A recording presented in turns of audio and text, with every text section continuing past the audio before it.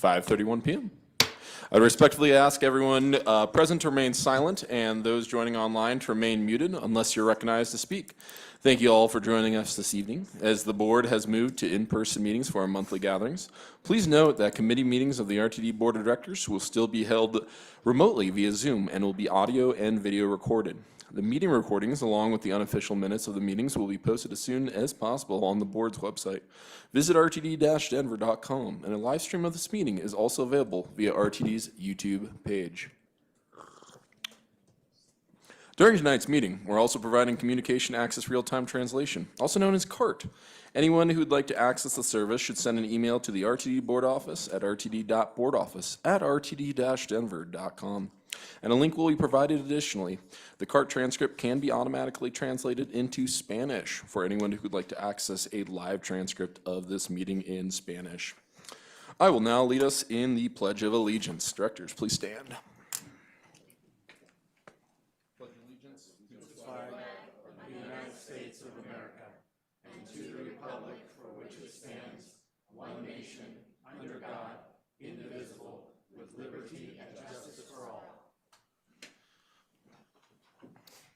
I'll now read our land acknowledgement. The RTD Board of Directors acknowledges that the land on which our buses and trains operate is the traditional territory of the Ute, Cheyenne, Arapaho, and other contemporary tribal nations that are historically tied to these lands. We honor our indigenous elders who have traveled, inhabited, and stewarded these mountains and hills and plains throughout generations. May this acknowledgement demonstrate a commitment to working to dismantle the ongoing legacies of inequity of the Native and all historically oppressed peoples, and to recognize their current and future contributions in the district as we move forward. Moving on to our next item, I'll now call the roll. Treasurer Banker. Present. Director Busick. Here. Director Chandler. Present. Director Geisinger. Here. Director Kuchenritter is out. Director Guzman. Present. Director Harwick. Here. Director Larson. Here. Secretary Nicholson. I am here and not on safari in Africa. First Vice Chair O'Keefe. Present. Director Pagliari. Present. Director Risha.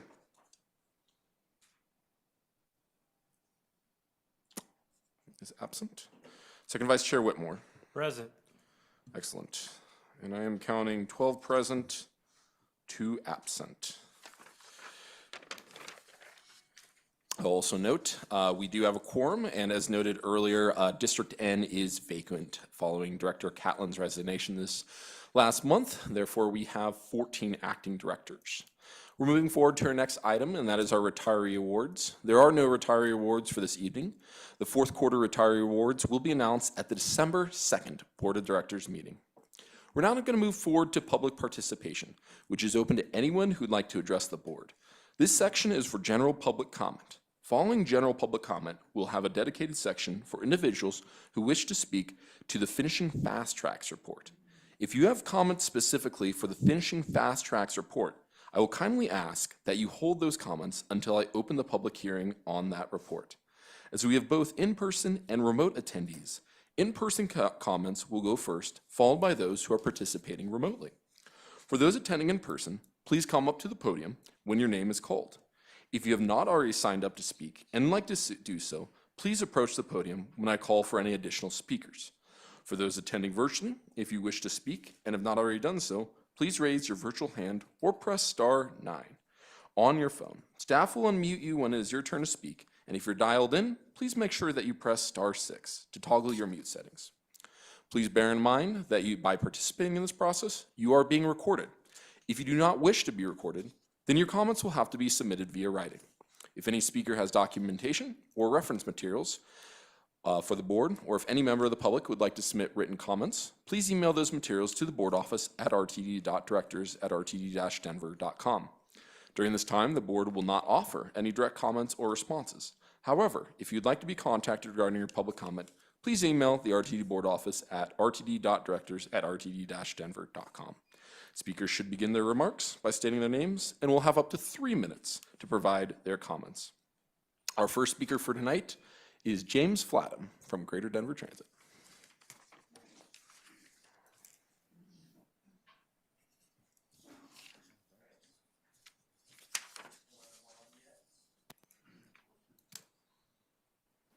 we go. Beautiful.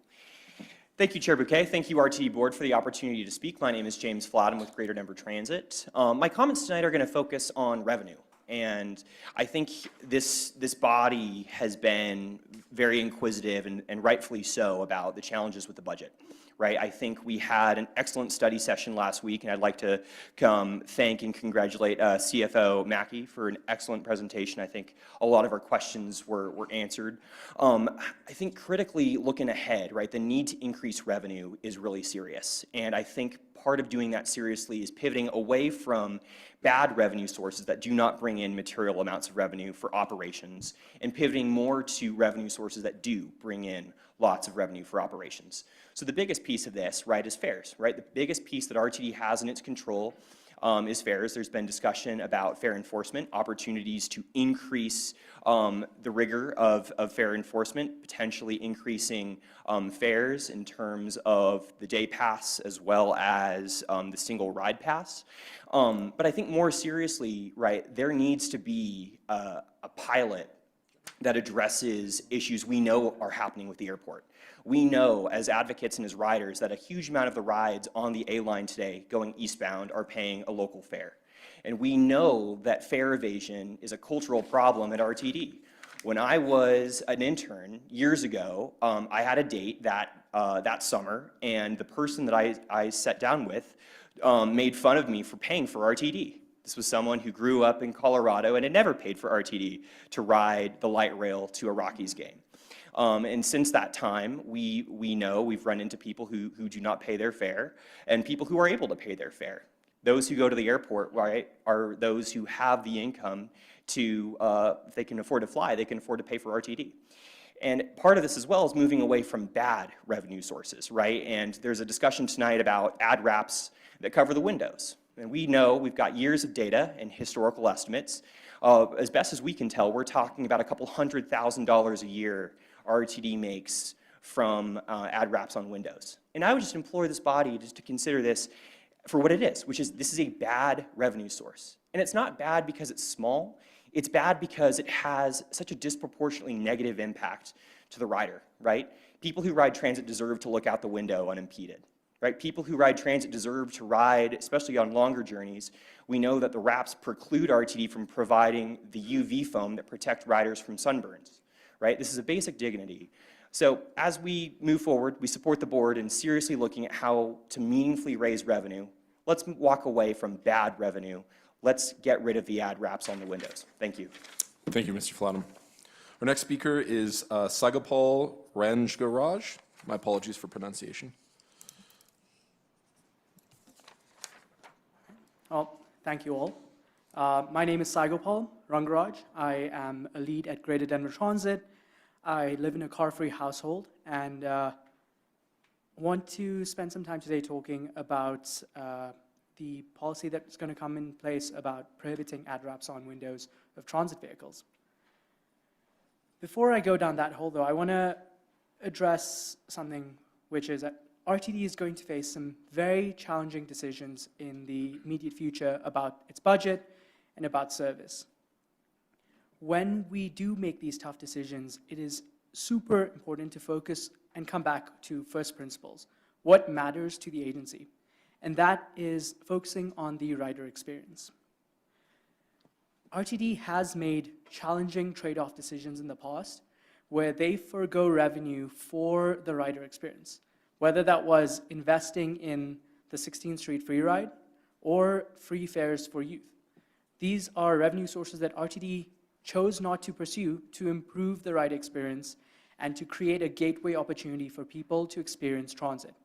And that was an intentional choice, and it was an intentional choice that was made with trade-offs. This decision about ad wraps does come with trade-offs, and that's something I don't want to sugarcoat or acknowledge. But that amount is minuscule when you think about the greater budget of RTD. We're looking at something in the ballpark of about $700,000. Thinking about the actual transit experience, some of the best views of Denver's skyline are on the Flatiron Flyer when you're coming into Denver Union Station on the Transit Guideway. In the same vein, some of the best views of the mountains from Denver are on the flyover when you're taking the RTD light rail line down south to Ridgegate Parkway. These are experiences that people, when they can't see out the window, form positive relationships with the transit agency and with taking the train or the bus. Cities like Albuquerque and St. Louis went a step further and said, we're not going to have any ads on our vehicles at all because they cared about the brand value of the identity of their agency. And that being worth more than whatever revenue ads could bring in. This step is a conservative step and a first step we need to take to improve the associations our riders have with the system. People have to have positive experiences on the system, which one will allow us to better serve them, and that will in turn serve our broader goals of ensuring higher ridership and eventually a greater mode shift to transit. So yeah, please do support the prohibition on transit, like ads covering transit windows. Thank you very much. Thank you for your comments, sir. Our next speaker is Pat Frankenberg.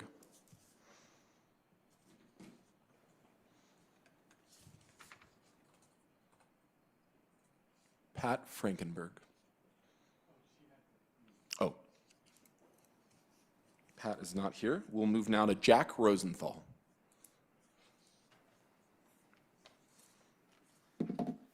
Good evening, directors. I'm Jack Rosenthal. I'm here to support the high volume events plan on tonight's agenda. I live in Boulder County, where RTD previously operated a service called the Run Ride to the Boulder. I relied on this service every year until it was discontinued during the COVID-19 pandemic. Today, base service cannot accommodate this event. The Boulder occurs on Memorial Day when RTD operates on holiday schedules that do not begin early enough for race start times.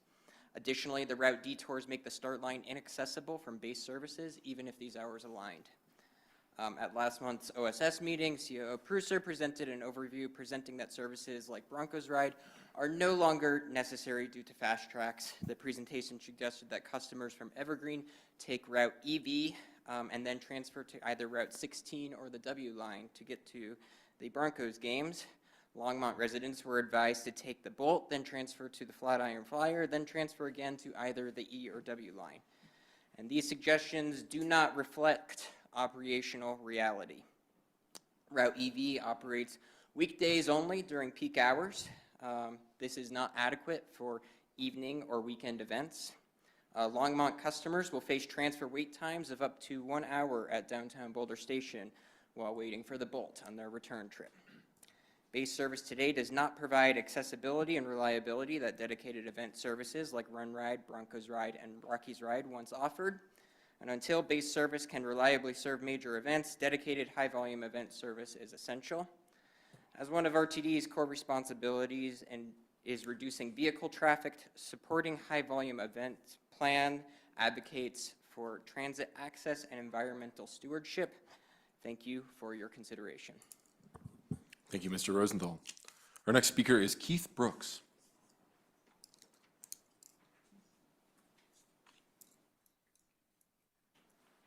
Good evening. I'm also here to speak about special event service for two reasons. One is I come from the land down under, District H. And down there isn't much of a transit riding culture. That goes for a lot of the suburban districts. And I think most people in this room agree we want to change that. But does anyone else in this room know where except for you, Julian, where the 483L goes? Or the 300 series buses? Or the 66? These are not the kind of buses that people start riding transit on. Kind of got to be a bit of an expert to use them. But what is a good first step, good way to whet your appetite, is to go to a special event. For a lot of people in suburban districts, going to special events in the city is their first, and unfortunately often only, experience with transit. That is where you make your good first impression. Unfortunately, in recent years, RTD has not made a good impression, and once bitten, twice shy. So that is going to take a long time to pull people back in. The other thing I wanted to talk about with regards to special event service is resiliency. It's a common joke or one-liner that, hey, you know, at the RTD bus depots, you still sign up for a shift on a paper list. And there's been much calls to change this. And that would have a lot of benefits with being operators being able to switch shifts with each other and things like that.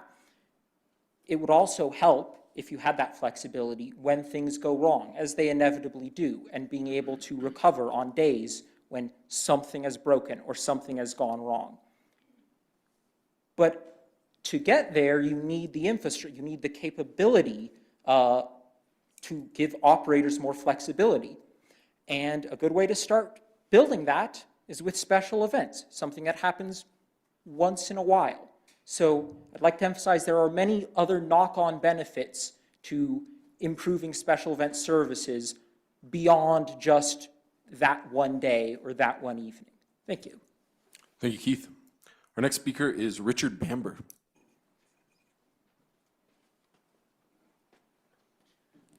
Good evening, everybody. Thanks for the opportunity to speak. I'd just like to lend my voice to the High Volume Event Service and the ADRAP resolutions. Please support these tonight.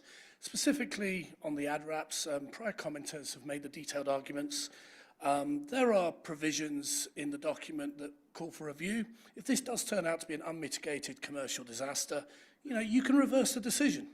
It's not the biggest thing. So let's do this.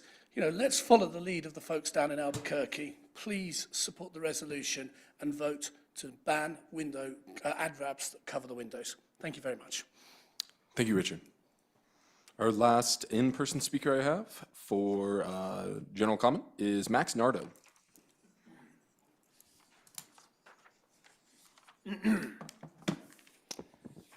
Hi, thank you, directors. Max Nardo, Southwest Energy Efficiency Project. Thank you for your work. I hear the complexity of it. You have a lot in front of you. I'm here today to talk about the Neighborhood Eco-Pass provisions in the recently passed Senate Bill 161. So the new law provides direction and support for RTD to expand the Neighborhood Eco-Pass program, emphasizing apartments in areas well served by transit. The state projects that hitting our climate goals will require doubling the share of transit, biking, and walking over the next decade, an ambitious target. The NECO-Pass program is a chance to take a bite out of this. It offers very steep bulk discounts for apartments that enroll everybody in passes at a cost of about $7 per person per month, which is something like a 92% discount below the retail rate. And individuals cannot get these rates on their own, only when the building buys in bulk. City of Boulder research shows that pass holders ride transit about 5 times more often than non-holders. So a real magnitude of change when it comes to something we need. Unfortunately, the program remains little used. In Boulder, over 50 apartment buildings or neighborhoods participate in this because of policy support, but outside of Boulder, only about 14 buildings provide these passes for their residents. So Senate Bill 161 has a couple of provisions that can help. It requires managers of larger apartment buildings in transit-served areas to survey their residents and enroll the whole building in passes if a majority of respondents want them to. This is required by next summer. It also directs RTD to conduct outreach to apartment buildings in coordination with DRCOG and TMAs. So now's a great time to invest in this outreach. It sounds like a lot of people don't know that this program exists, and it is also easier, it has become easier to enroll in and cheaper. And there's a lot of new buildings in areas that are well served by transit, and state parking reform law and TOD law, it will be channeling more growth here. So I urge the board to work with staff to do 2 things. 1, set ambitious goals for signing up new apartments. This is required in the law, although as I understand it, this will not come before the board, so you should work with staff to do this. Number 2, you should fund partners to work on this. My understanding is that the current TMA contract negotiations do not include a meaningful bump in funding to do this outreach, and it's a big opportunity, too big to miss out on. If a single building of 100 units enrolls, that's $25,000 of revenue to the agency. So I believe a small amount of outreach funds would pay for itself. Again, a one-time survey requirement. This is too big of an opportunity at new ridership to pass up on, so please use it. Thank you. Thank you for your comments. Mr. Kroll, do we have any online participants? Yes, at this time we have several individuals who have raised their hands and desire providing comment. The first of whom is Grant Weimer. Grant, you're recognized. Hello, my name is Grant Weimer. I'm just someone who takes transit. I'd like to speak out against the ad clings. We're blessed to live in such a beautiful place in Denver. And whenever I get on a train, I always look for the car that doesn't have the cling on it, just so I can, look out and enjoy the views. Secondly, I was reading the Finishing Fast Tracks report, and I just don't think Boulder should have another train. I've taken the bus up there, the Flatiron Flyer, multiple times, and given the constraints and the reports that I've read of, requiring diesel vehicles, just the operational maintenance of that to, build the repair facilities and to operate those and only 3 times a day. I just don't think it would be a good enough return on investment. I think it may be better increasing frequency in, areas with denser populations, and let the Front Range passenger rail take that over. That's all my comment. Thank you for your comments, Grant. Our next speaker, Mr. Kroll. Yes, next we have Amber Gentz. Amber, you're recognized.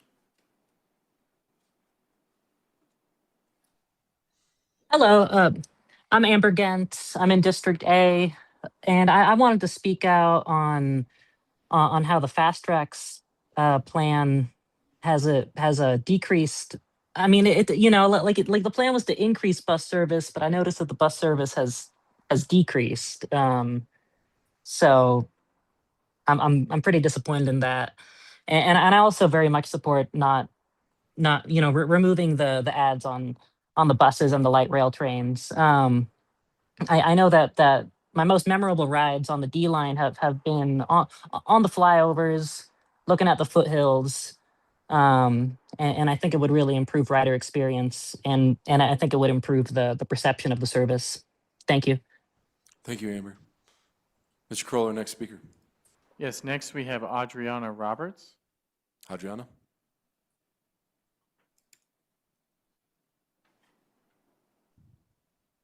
Good evening, everyone. This is Adriana Roberts.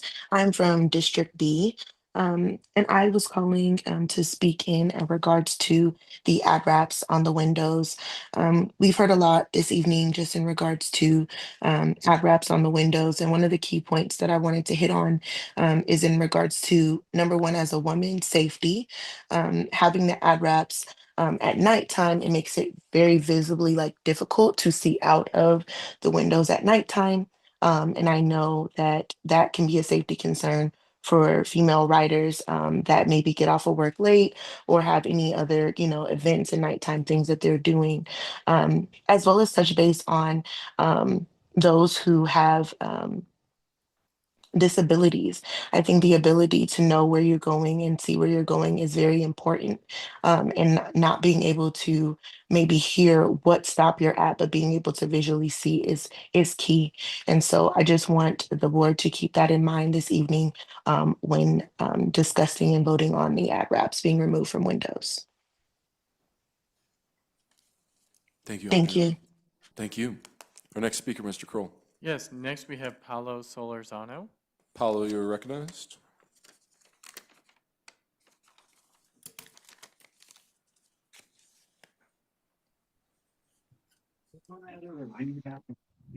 Okay, hi. This is Paulo Solorzano with the RTD Riders Alliance. Sorry, I was trying to make it in. I had an appointment, but I'm calling in on a couple of different things. I'd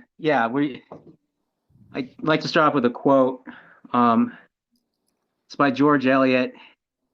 It's that what we call our despair is often only the painful eagerness of unfed hope.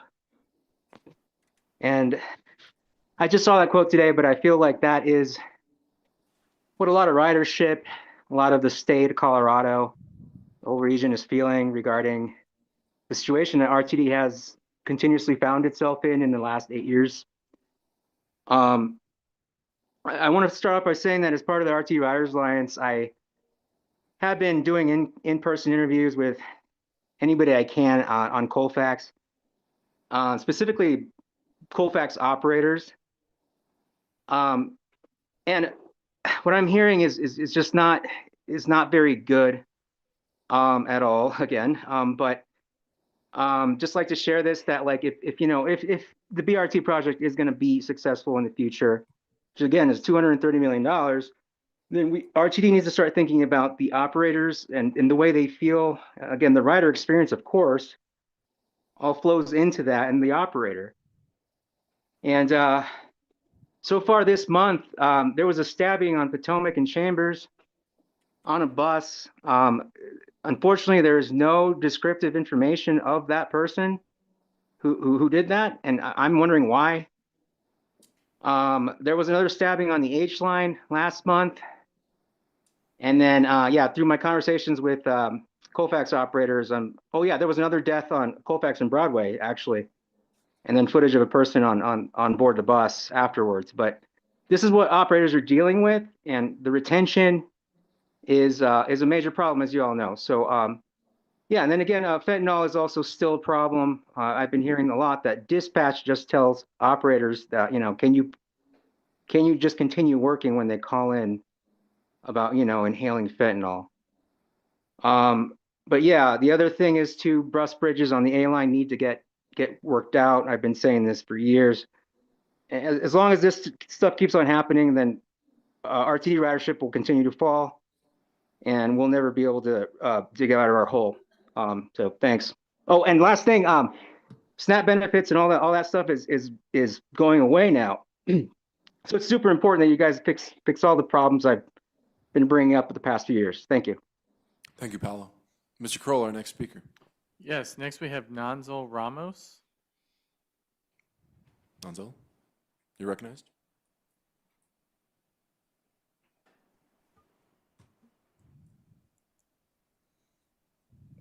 So I'm calling about the fast tracks. Mr. Nanzol, could we wait? We'll have an opportunity in a couple minutes to talk about fast tracks. Okay. All right, we'll hear from you in a bit. Mr. Kroll. Next we have Andre Barros. Oh, Andre looks like lowered his hand. Andre, are you speaking on general public comment or with respect to the finishing fast tracks report? I was going to speak on fast tracks, so I can happily wait. Sorry. Excellent. Thank you, Andre. We'll come back to you. Again, this is for general public comment. General public comment. There are no further speakers in the online queue. All right. Any speakers in public who might not have gotten the chance to write down their names? This is for our general public participation. Okay. Seeing none, we will close the general public participation, and now we'll open it up for public hearing on the finishing fast track report. This will be the same process and expectations applied to this section as applied to our previous public comment section, as we have both in-person and remote attendees. In-person comments will go first, followed by those who are participating remotely. For those attending in person, please come up to the podium when your name is called. If you're not already signed up to speak and like to do so, please approach the podium when I call for any additional speakers. For those attending virtually, if you would like to speak and have not already done so, please raise your virtual hand or press *9. Staff will unmute you when it is your turn to speak, and if you're dialed in, make sure you press *6 to toggle your mute settings. Please bear in mind that by participating in this process, you're being recorded. If you do not wish to be recorded, then your comments will have to be submitted via writing. If any speaker has documentation or reference material for this board, or if any member of the public would like to submit written comments, please make sure you email those materials at rtd.directors@rtd-denver.com. During this time, the board will not offer any direct comments or responses. However, if you'd like to be contacted regarding your public comment, please email the RTD board office at rtd.directors@rtd-denver.com. Speakers should begin their remarks by stating their names and will have up to 3 minutes to provide their comments. Our first speaker is David McNary. Good evening. I'm David McInerney, a resident of Longmont and a member of Longmont's Transportation Advisory Board. Tonight, I'm speaking as an individual. In the context of the draft report, let's look at the issue of balance in the application of Fast Track's funds. The table on page 4 of the appendix shows that through year 2020, $28 million has been committed to Northwest Rail. That's only 10% of the sales and use tax revenue contributed by Boulder County residents. That seems out of balance to me, and I'm not alone. The legislature has specifically identified Northwest Rail as a priority in Senate Bill 24-184, which states in part, and I quote, "It's of critical importance that every effort be made to secure sufficient funding to quickly complete that corridor," end quote. How does the draft report address funding for Fast Tracks overall and Northwest Rail in particular? I was disappointed to find too much negativity and not enough exploration of opportunities. You might think of that as the attitude of the draft report. Here's what I mean. The draft report states that Tabor constrains tax increases and the issuance of new debt, that there will not be funds available to pay the interest on certificates of participation, that the unrestricted reserve will be depleted by 2030, that congestion impact fees will provide revenue, but RTD has no idea how much, and that RTD has been successful to date in securing federal grant fundings for Fast Tracks, but assumes that grant applications for the remaining corridor completions will not be successful. The conclusion, a $559 million funding gap to complete Northwest Rail and North Metro only. Remember, the legislature has not asked RTD to explain why it cannot fulfill its requirements, but rather to explain how it will. The report is still a draft. I encourage RTD to revise it, improve it, and to do what the legislature has mandated. When my children were little, I read them Waddy Piper's story, The Little Engine That Could. You may know the story. When a small switch engine that had never left the rail yard accepted the challenge of hauling an important train over a steep hill, what was the little engine's attitude? I think I can. I think I can. I think I can. I challenge this board to become the engine of positivity and optimism that leads RTD in the fulfillment of its Fast Tracks commitments and brings the train to Longmont. Thank you for your consideration. Thank you for your comments, David. Our next speaker is Alex Kalkoffer. Good evening. My name is Alex Kalkoffer, and I currently serve as chair of the Longmont Transportation Advisory Board. I want to assure you that I'm speaking today as an individual and a Longmont resident and not as a spokesperson for the board. First, I do want to say that my group did have to drive here tonight because there's no RTD bus between Longmont and Denver that could get us to this meeting and then take us home at a reasonable hour. It's a good illustration of the service gap that we're here to talk about. RTD is facing funding gaps of more than $1.1 billion, with recent reports putting that final cost closer to $1.6 billion. Boulder County and Longmont taxpayers have contributed millions over 20 years, and we're still waiting for the promised rail service to be delivered. Inflation and construction cost increases have only made the challenge harder. The real controversy is the possible diversion of FIFA funds and oil and gas production fees established under SB 24-230. While these fees could yield up to $18 million annually between 2026 and 2034, many are worried that these funds could be shifted away from the Northwest Rail Corridor. Taxpayers expect dedicated funding resources to be used specifically for rail projects that they approved. The joint service agreement with RTD, CDOT, Front Range Passenger Rail, CTIO, CTE create a real chance for coordinated planning to complete the Northwest Corridor and Fast Track N-Line.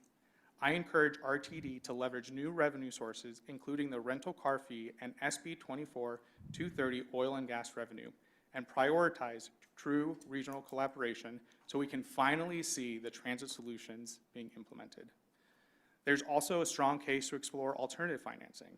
Certificate of participation can provide flexibility to fund buses, rail cars, and major projects without voter approval.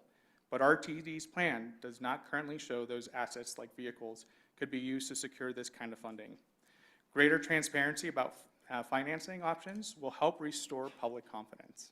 In closing, I urge RTD to work closely with partners like Front Range Passenger Rail and to ensure every dollar, especially FIFA and FISA money and new revenues, is used solely for the rail projects that the Longmont voters supported. I appreciate the coordination and the financial clarity so we can make sure that RTD prioritizes these moving forward. Thank you very much for listening. Thank you for your comments, Alex. Our next speaker is Gina Burrows.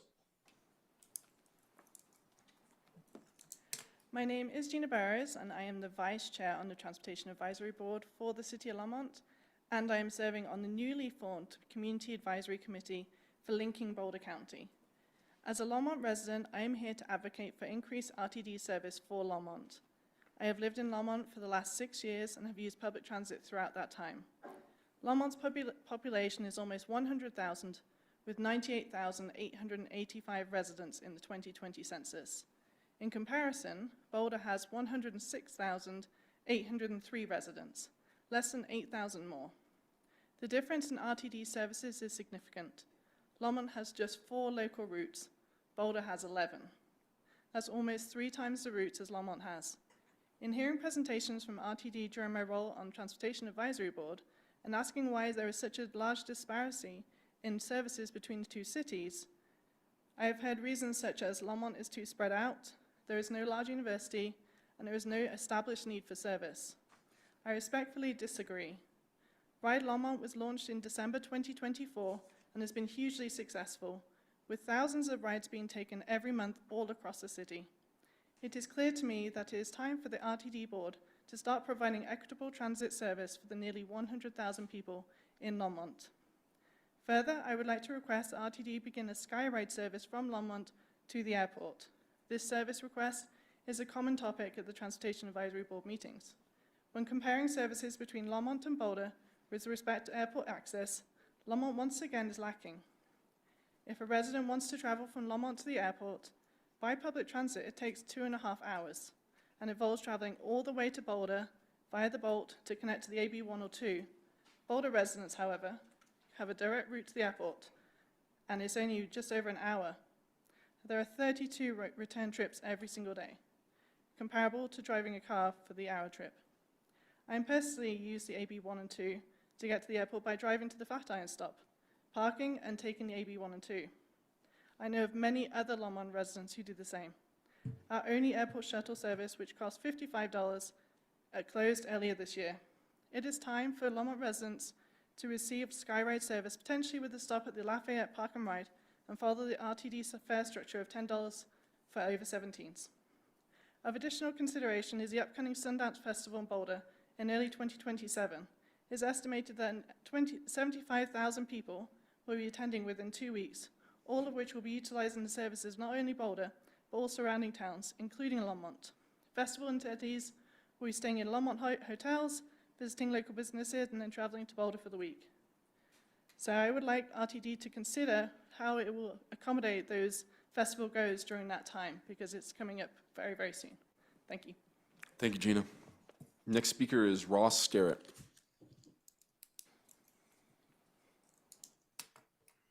Hi, I'm Ross Sterrett. I'm going to be speaking a little bit about transit equity. I'm also a member of the Longmont Transportation Advisory Board, speaking on my own. As the previous commenter mentioned, service in Longmont is not great. What was not mentioned was that the service in Longmont tends to generally end around 7 or 8 at night. In the summer, the sun is still up and our local buses have stopped. That makes it extra difficult to continue to be a person who uses transit in their day-to-day life. Even if the Bolt run, you can say, oh, the Bolt runs until 11 o'clock hour, but that only works if you actually live close to where the Bolt is. Our regional or our local lines go further out. Something that would help Longmont is better regional connectivity, though, because LD1 hits downtown Denver, 4 times a day. That's not very much for a city of almost 100,000, especially when we have the FF bus from Boulder of also almost 100,000 to here that's running constantly. There's even like express versions. Now, on fast tracks, Longmont has been kind of hung out to dry. We don't have anything that resembles easy access to any fast tracks projects, even though we've been paying taxes on them for 20 years. And you get on the Bolt, it takes an hour, and then you can access a fast tracks product with Flatiron Flyer. But that takes you 2 hours, and most of the time you're better off finding any other route. And so by putting more of a focus on Northwest Rail, that will, one, bring a fast track service to Longmont, and two, it'll bring Longmont much closer into the rest of the region in a way that it really wants to be. It would be about 15 minutes from Boulder Junction Station, very close to Louisville, and then it would be probably about the same amount of commute time as the current buses to reach Denver with diesel trains. But it also allows further access to some of those job centers on US 36. I work in tech, and living in Longmont, it's very difficult to find jobs that I can get to within 2 hours on transit. Having a more consistent service would actually enable me to reach many more jobs from where I live now.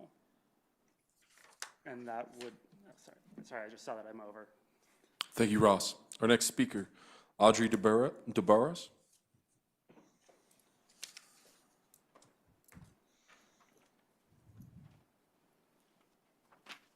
Good evening. My name is Audrey DeBarros. I'm the Executive Director of Commuting Solutions.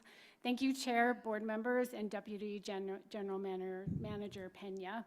I appreciate the opportunity to provide a special comment this evening tonight regarding the Finishing Fast Tracks report.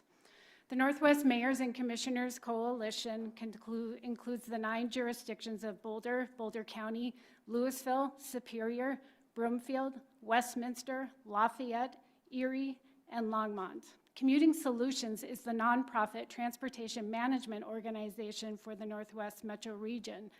And together we have advocated for multimodal transportation investments for our region since 1998.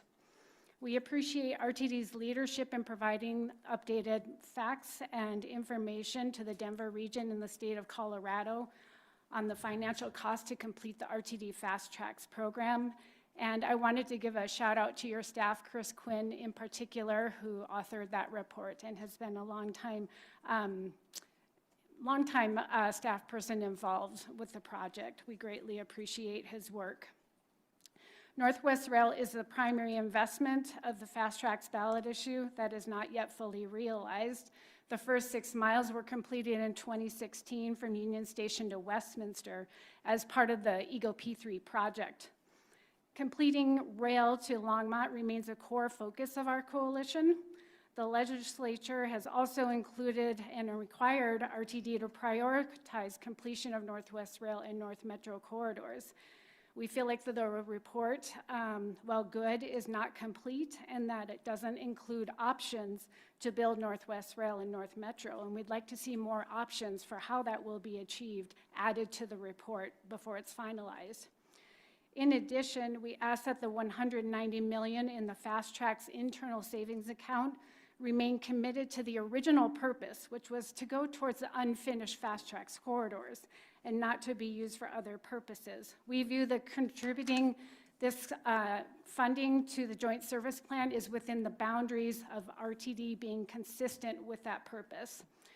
And lastly, we propose that RTD include their share of the Joint Service Plan in the initial cost for Northwest Rail completion in the report, which is significantly lower than the build-out cost that's included, estimated to be $650 million, thereby making Northwest Rail even more achievable.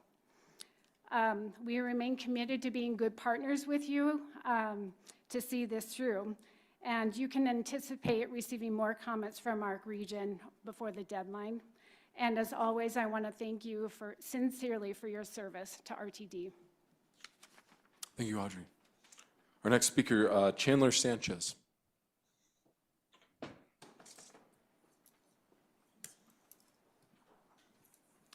Good evening, and thank you so much for the opportunity to speak about Fast Tracks tonight. My name is Chandler Sanchez, and I'm here on behalf of the Southwest Energy Efficiency Project to share our comments on the finishing Fast Track draft report.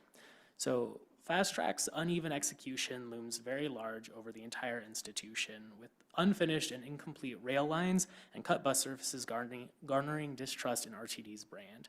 The original Fast Tracks plan called for an increase in region-wide bus service by 30% by 2025, yet today, in the 20-plus years that RTD's had the plan, RTD's actual bus service has decreased by 17% from that 2003 baseline.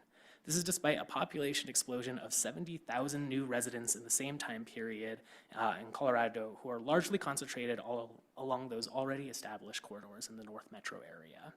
RTD has left much of this demand untapped, and so it's not really surprising that the organization has struggled to grow ridership compared to other peer transit agencies who offer more frequent service. Service frequency and quality is key to driving reliable ridership and building trust. In the past, I've relied on RTD's most frequent and popular routes, like the Flatiron Flyer, the 120X, and the Zero Line to commute pre-pandemic. Ironically, after moving closer to Denver's urban core in 2024 on the south end of Spear, I have less reliable local service due to long wait times, mismatched connections, and cut service frequency post-pandemic. Fast Tracks was rooted in a vision where people in the region should be able to meet their transportation needs via transit. Yet today, the estimated $1.2 billion gap funding need that would be needed to actually complete the original scope of work makes that vision unattainable in the Denver region. In order to build back trust and best serve the region, RTD needs to have a serious conversation about how to create high-quality products that maximize regional benefits and can sustainably grow ridership with all state, enterprise, and local sources that are available to you. While I wasn't able to vote in 2003 for the original Fast Tracks, spreading RTD's limited budget to provide low-quality service to the far reaches of the district at the expense of urgent transit frequency will only continue to fail on delivering that transit vision. Thank you again so much for your time. Thank you, Chandler. Our next speaker is Joel Noble.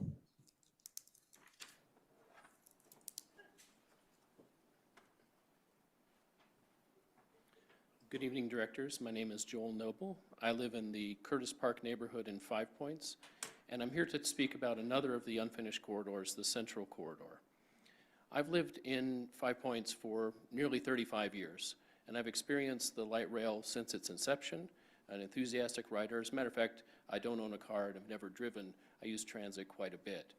And I've seen the light rail from its early exciting beginnings as a great service to the challenges that we have on Welton Street when light rail had its highest ridership, the most number of trains going through the downtown loop, and the unreliable service that it started having because of the extended single track section on Welton Street. Those of us who live in the neighborhood and take transit a lot came to know that light rail was a great way to get downtown or to get further than downtown. But to come back, you really shouldn't take it because about one time in 2, one time in 3, it would arrive late and stop at 24th Street and not be able to proceed for 5, 6, 7 minutes until the southbound train came to pass it. So in the finishing Fast Tracks report, we see $210 million in 2024 dollars to do an extension on Downing of 0.8 miles that staff, for the second time, has said they can't figure out how to make work reliably. And for those of us who lived with the light rail, that makes sense. When it was part of the D line, that's a long route coming up from the south. Anything missing a light, an operator having to help somebody with disabilities, anything can add a little bit of delay.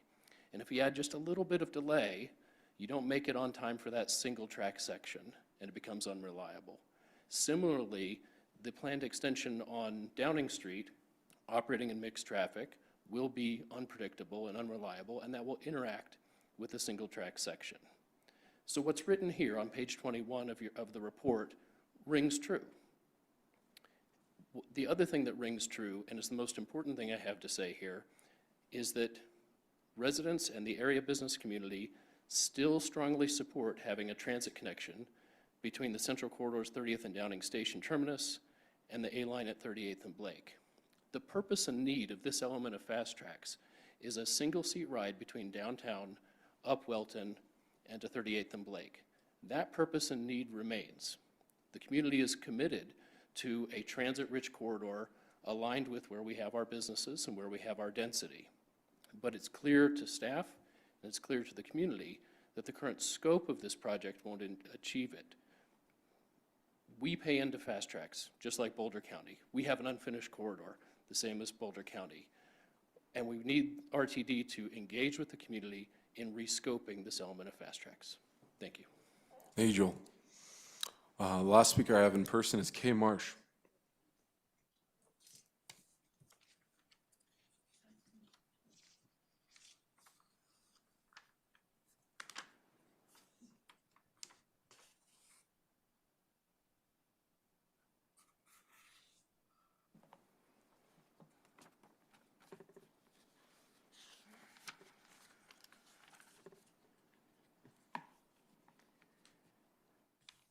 Thank you for calling on me, and thank you, directors, for this meeting.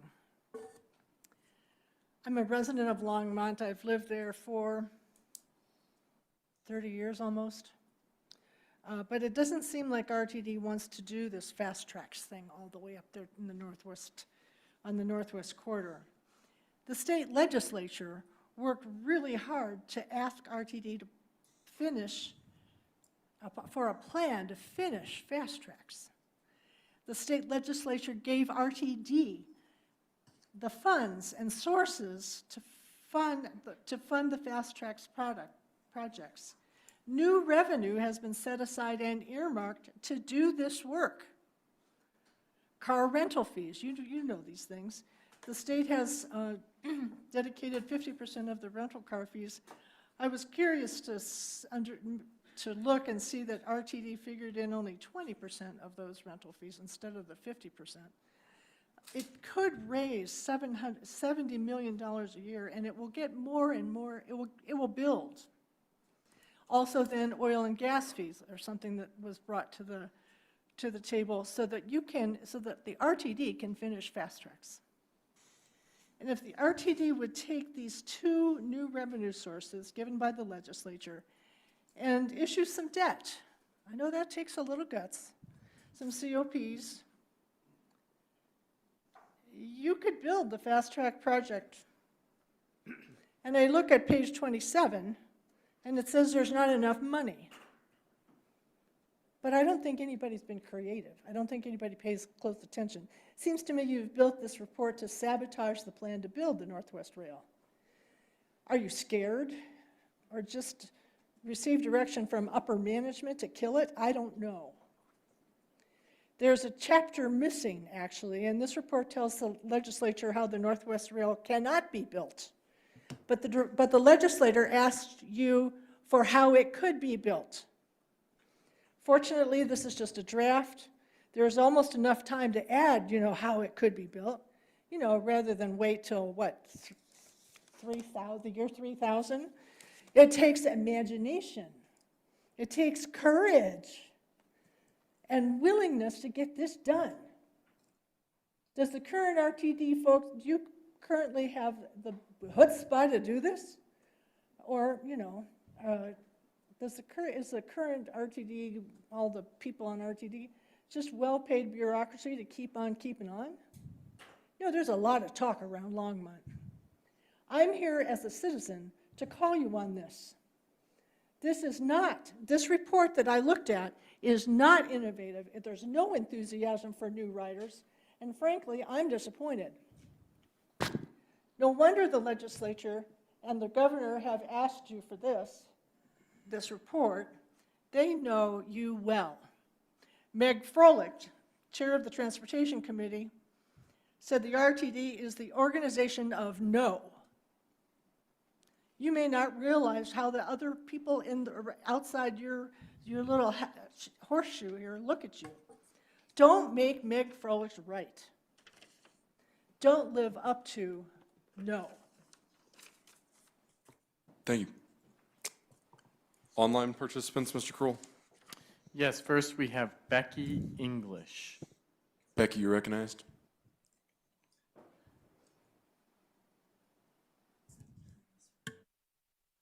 Becky, you'll need to unmute. Okay, now you are unmuted, Becky. Great, thank you. One moment, please. Good evening, RTD board members. My name is Becky English. I'm, excuse me, I'm speaking with you tonight during the Finishing Fast Tracks report section of the meeting. As chair of the Colorado Sierra Club's transportation team, our mission is clean, safe, equitable, accessible, reliable transportation for all. I want to make just 3 points for your consideration. First, as you know, the goal of Fast Tracks in 2003 was a 30% increase in level of service by 2025. Sadly, though, as of last year, 2024, RTD's service level was measured at 17% below the initial 2003 baseline level. That means that as of last year, RTD's level of service is a whopping 47% below where it should be by now. Meanwhile, the state demographer reports that our population has grown by 700,000 people, a fair number of whom might reasonably have been expected to swell RTD ridership considerably if RTD levels of service were acceptable, especially as a large number of multifamily units have been built during this interval as transit-oriented development. It's painfully incumbent upon you as a body aspiring to best management and accountability practices to prominently highlight this glaring failure in your final Finishing Fast Tracks report, and to lay out in the report how exactly you plan to remedy the failure. Second, I appeal to you to develop a new vision and a new strategic plan. Excuse me, I've been raking leaves and it's making me allergic. A new strategic plan to use all your resources to somehow increase revenue levels so that you can afford increased level of service, especially with regard to increased frequency. Third, it should be obvious by now that electrification and automation of transit will go a long way toward meeting RTD's stated goals of emissions reduction and system efficiency. Electrification and automation will improve the agency's efficient deployment of human and capital resources. It always makes me shake my head when I see a big diesel-powered bus polluting our air with 40 empty seats behind the driver. I urge all RTD board members to avail the agency of modern means of turbo boosting all operations in service of the urgent need to upgrade level of service and thereby earn far increasing ridership while simultaneously meeting our state's stated goals for greenhouse gas reduction. Thank you, board members, for your service, and thanks for this opportunity to speak. Thank you for your comments, Becky. Mr. Kroll, our next speaker. Next, we have August Salbenblatt. August, you're recognized. Thank you, board, for letting me speak. My name is August. I've been a lifetime resident of Denver and now a student at CU Boulder. And I'd just like to start by sharing a story where just last night, when I was at the grocery store, I had to keep a timer out for exactly 20 minutes because if I spent longer than 20 minutes in the grocery store, I would not be able to make it back home without waiting 30 minutes for a bus. This is because RTD buses simply are not frequent enough. A bus that comes every hour or every 30 minutes just isn't useful because you cannot rely on it whether that's for going to work or simply the grocery store. This is why it's so sad to see in the Fast Tracks report that bus service is 17% below where it was in 2003, instead of this 30% increase that was promised to RTD residents. Increasing service and increasing how frequently buses come does not only just allow people to take the bus, it makes it an actually pleasant experience where you don't have to plan your night or plan your events or plan your timing around the timing of your buses. And instead you can just leave, show up to the stop, and know that a bus is coming to get you. This also impacted me when I went to work. I worked and I took the bus every single day home from work, and every time I had to plan an entirely new route on Google Maps because just leaving a couple minutes late or a couple minutes early would mean that I would have entirely missed a bus that wouldn't come for another hour. This also means that when you miss a connection, whether that's a tight connection or whether the bus is just running behind, it might mean waiting out in the sun for a literal hour. One time I had to walk home for 45 minutes because it would be quicker than waiting for the next bus when missing a connection. Investing in the frequency of transit pays back because people can finally use the bus services that were already offered. Thank you very much. Thank you, August. Mr. Kroll, our next speaker. Yes, Amber Gentz. Amber, you're recognized again.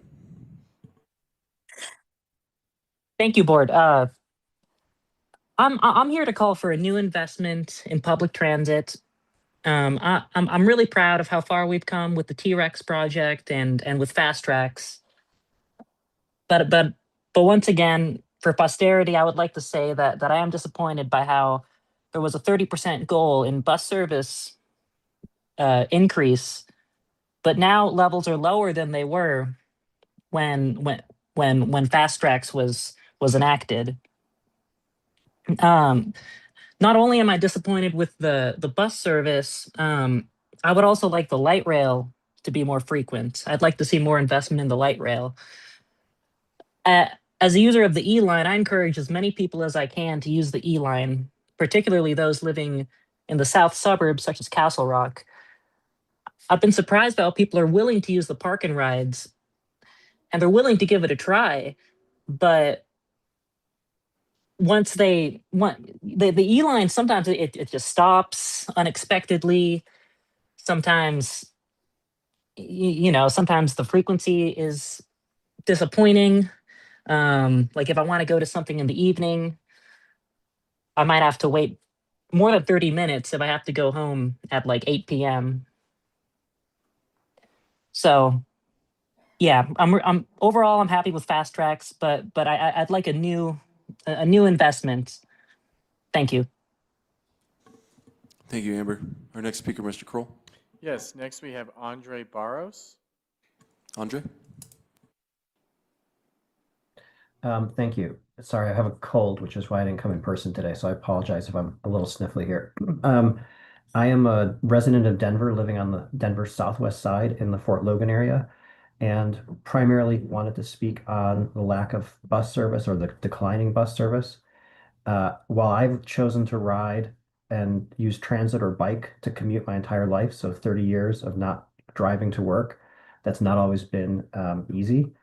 But what I want to focus on is that I also taught my children the same thing. And so I want to talk as a parent where my oldest son has grew up riding the trains, taking the buses and trains to get everywhere, and chose to move to Chicago rather than stay in Denver because he said, I don't want to live in a place where having a car is a prerequisite. It's just not possible for someone to be independent and live in Denver without a car. The function of transit, and particularly bus service, to meet day-to-day needs, not just commuting needs, is essential. My second son is now commuting on the D-Line every day, downtown. It takes him an hour every day, taking a scooter to the train. And the train, by the way, the D-Line is great. But when I suggested he take the bus instead, he laughed. And he said, no, Daddy, I have to get to school on time. The level of service and the discrepancy between the trains and the buses is kind of crazy. When I've waited for him when he couldn't take the scooter and waited at the Oxford City of Sheridan station for I think it's the 50 or the 51, the timing of the bus is maniacally bad. It shows up 5 minutes or 3 minutes, sometimes 2 minutes before the train pulls in.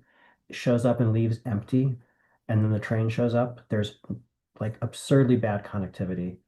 And so I just wanted to say that I'm hearing a lot of things tonight about expanding service, which is wonderful, and I think a great long-term goal. The trains are wonderful, but like you have to make the current system work, and buses are essential to that. Declining bus service is the opposite of success. To build a culture of ridership, you need to make it functional every day for everybody, including, the youth, to be independent using the system. Thank you very much. Thank you for your comments. Mr. Kroll, our next speaker. Yes, next we have Jessica Gambino. Jessica, you're recognized. Hi, thank you, everyone. I appreciate you taking our comments. My name is Jessica Gambino. I live on 7th and Gilpin in Denver, and I'm speaking today as an individual in support of Fast Tracks and finishing it. As a Denver resident, I implore you to fund this project. I understand the funding concerns you're challenged with, but I also recognize that this is a known barrier. It's not anything new, and it's something that is faced all over the country. That will not change the fact that we'll be faced with more and more car traffic and transit challenges all around Denver. And we do need to invest in this system that will solve these problems for decades to come in an ever-growing population. Commuter rails are some of the most efficient and safest transit options in the metro area. Additionally, there's an undeniable economic impact in funding these transit options. Commuter park and rides can be a source of income. Homes and communities with access to commuter stations increase in value, and those riders are able to access higher paying and higher quantity of jobs. I grew up in New Jersey. I've been living here for the past decade, and I experienced firsthand the advantages my family was able to access when we moved closer to a train station where my parents were able to reliably access commuter transportation into a city with more job opportunity. And there's no reason why that can't happen here as well. RTD has a responsibility to provide reliable and safe transportation to Front Range residents. This problem will not go away. If we kill this project, it will only get worse. Thank you so much. Thank you for your comments, Jessica. Our next speaker, Mr. Kroll. There are no further speakers in the queue online. Any speakers in person who did not get the chance to speak? Please approach the podium. Mr. Rosenthal. Howdy, Jack Rosenthal again. I've saved my comments about Fast Tracks for the appropriate section tonight.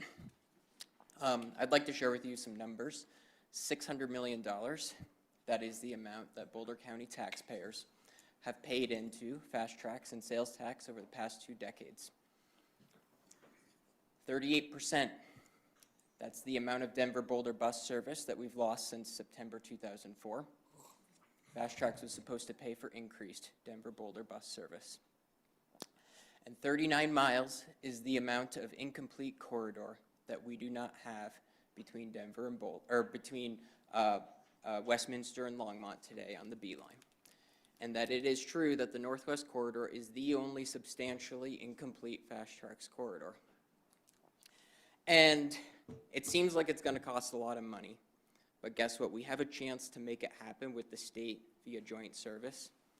And I believe if you go and talk to Treasurer Banker, she's got 1,000 ideas in here about how we can make it happen money-wise. And I'd like you to consider that, here we are tonight. One of the agenda items is window wraps, and we are considering debating over nothing but a couple $100,000 in the budget. And it is true that we do not have the money to operate the transit service that the Denver metro area needs. And should we want that money, we're going to have to go to the taxpayers one day and say, look, transit costs money to operate, and you pay into transit, it pays way more back into your economy and to the community. And doing that will require restoring some trust in the taxpayers that we can do it. And I believe that for my district, joint service will be the solution to restore that trust and bring the service that the Denver metro area needs down the road once we can go and ask taxpayers for that. Thank you very much. Thank you very much. Any other speakers in person? I'm actually going to, Mr. Brooks, I'm going to actually call on, we had another speaker online, and I'll come back to you. Yeah, so we have Nanzel Ramos, who had actually started to provide comment earlier, so we want to make sure we get to them. My greatest apologies, but you are recognized now. Yes. Can you hear me? Yes, we can. Thank you. Okay.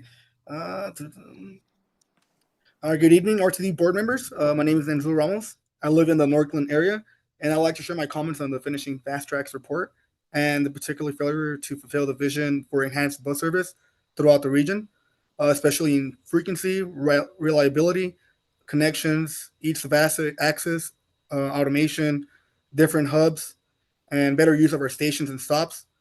And the impacts for these decisions not to invest in the enhanced bus service has been profound. Any possible solution is difficult, but so is my own day-to-day job. As our representatives, it is your responsibility to work to find these solutions. With growing populations all over the region, we can't wait for ridership to increase because infrastructure takes time and we need to plan ahead to meet these demands. Residents should have more freedom of mobility instead of limiting our freedoms. No one should be facing a commute disparity of 1 hour and 12-minute ride on public transportation versus a 14-minute ride on car. Making fare cheaper doesn't solve ridership by itself, but it is part of a solution. It's a combination of different variables like, making our frequency and connections. I've seen multiple times here on the N-line because I live in the Northland area, trying to take the airport or the N-line. There's a disparity between, connections between bus and rail line and frequency, especially to the airport on the 104th bus service. It passes every half hour in the early morning and then it becomes every hour. That's just not enough for, somebody taking the airport who has to be there sometimes, being 3 hours earlier or leaving. There's a lot of, our Denver hub airport is really busy and that needs to match our bus service and any transportation meeting to the airport. And, I wouldn't have to plan my day around a rigid schedule, looking at the timetable for RTD, making transit more flexible and accessible for me and my family or anybody would complement our current central model.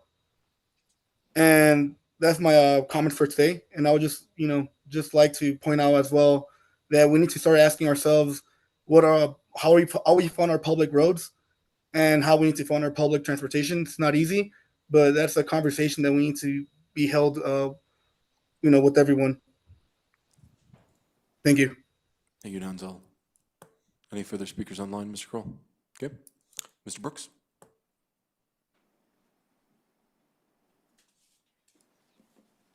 Gotta love a bonus comment. I wasn't originally going to comment on this because I didn't think I had much to add, but there was something in the back of my mind that I recall from a while ago that I couldn't quite shake, and I've been doing a little math here in the background, and that's on the ridership numbers in the report, which are very important when we're talking about big money being thrown around. Who does it actually serve? And you can easily say a corridor either is not worth it because it doesn't serve enough people, or it's imperative to be built because it serves a lot. The numbers are a little weird, though, for the projections. The extension of the L line, for example, predicts only 300 daily riders. For context, I've just been doing a little bit of math. That's less than Dayton Station. Half of its walk shed is a grassy field you can't access without playing Frogger on 25. That is barely more than Orchard Station, which is often a joke of, oh yeah, I live in Orchard. I'm the only one who uses that station. That is barely more than Red Rocks Community College Station, where the only meaningful destination near it requires hiking up a hill. I do not know where these numbers are coming from. There's a lot of things you can incorporate into a model to skew it one way or another. When those ridership numbers were being calculated, was it with the current L line, or was it with that line tied back into the larger system via a D or an H or maybe even a W line connection? Did those numbers factor in the transfers to the A line? Or is this the legacy numbers from like 2003? I can't tell you. There's no methodology. There's literally no way for me, or as far as I can tell, any of you to check these numbers. But given just the smell test, they seem highly implausible. And I would personally like for me to see and for the board to be able to see how these numbers were arrived at. Thank you. Thank you, Keith. Any further speakers, please approach the podium.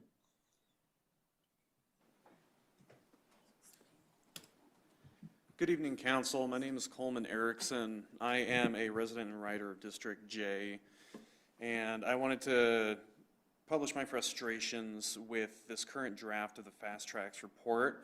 I think we see its failings in the accountability for the mistakes that have been made along the way to get to where we are currently with Fast Tracks. And I'd want to see a bit more of how RTD has learned its lessons. How is RTD going to be more effective with its money, with the taxpayers' money, going forward to complete this task that's been put in front of them? I also want to see a bit better language as far as the recognition that we are going to need state money and further taxpayer money coming in the future, and how we're going to reach the taxpayers in the state to be that accountable agency that they can trust again. So I want to see a bit more of that from this next draft of the report. I think this current draft is just, it's not taking the accountability that the agency needs to see right now. And that's what I'd like to see from the next draft. Thank you. Any of your comments? Any further speakers in public who'd like to speak? Okay, Mr. Crowell, my understanding is that we did get some emailed comments for both our general public comments as well as our fast track comments. Yes, I'll start with the finishing Fast Tracks report. Public comment was received via email from the following individuals: Gary Sprung, Lisa Hughes, Megan Househort, Robin Brewster, the Alliance to Transform Transportation, as well as the Northwest Mayors and Commissioners Coalition. With respect to general public comment, additional comments were received from Bruce Messenger regarding RTD service, a letter regarding RTD or urging RTD to invest in electrification facilities first. Lisa Forbes wrote in as well. Alana Wilson wrote in regarding support for transit passes for domestic violence victims. Greater Denver Transit wrote in with respect to the budget session that you all had, budget study session you all had last week. Jackson Willis wrote in regarding prohibition of ad wraps, and Joe Meyer wrote in regarding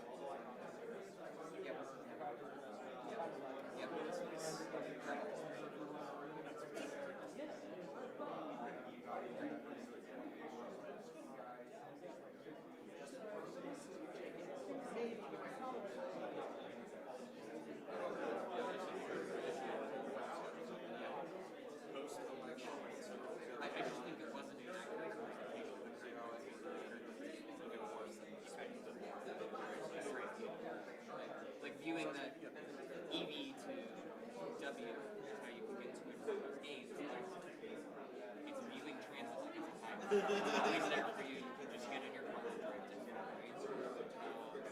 But that's not the reality of the situation.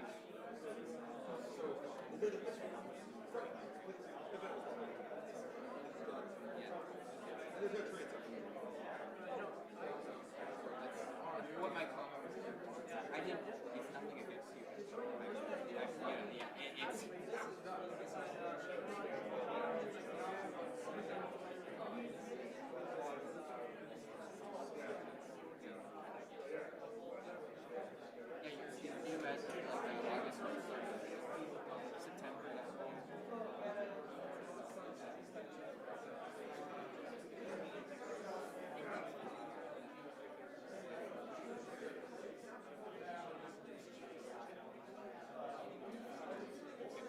Yeah, definitely. Nice meeting you.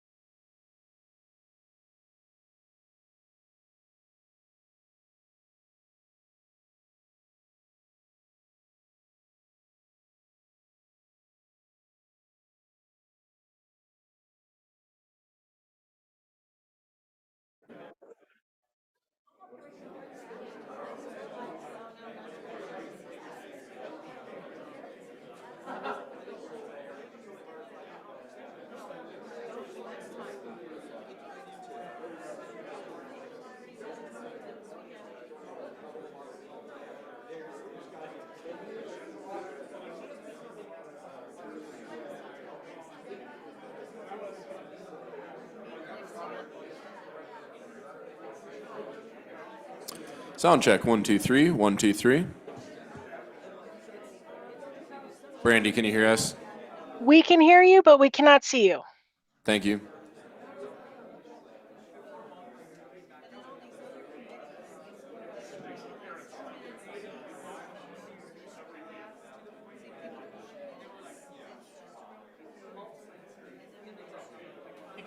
Brandy, could you speak again?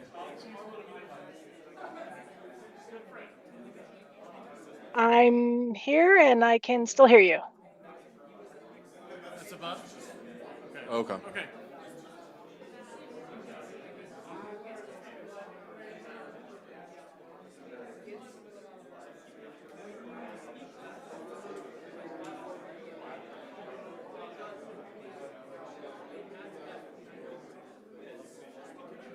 All right, folks. We are going to be starting soon. We're going to have to be starting without cameras, unfortunately, though. But that's okay. That's okay. We'll keep going without cameras. Because here at RTD, we're an agency of adaptability and an agency of yes, some would like to say. I know I am. Oh, I'm well aware. I know exactly what I'm saying. All right, folks, let's come take our seats.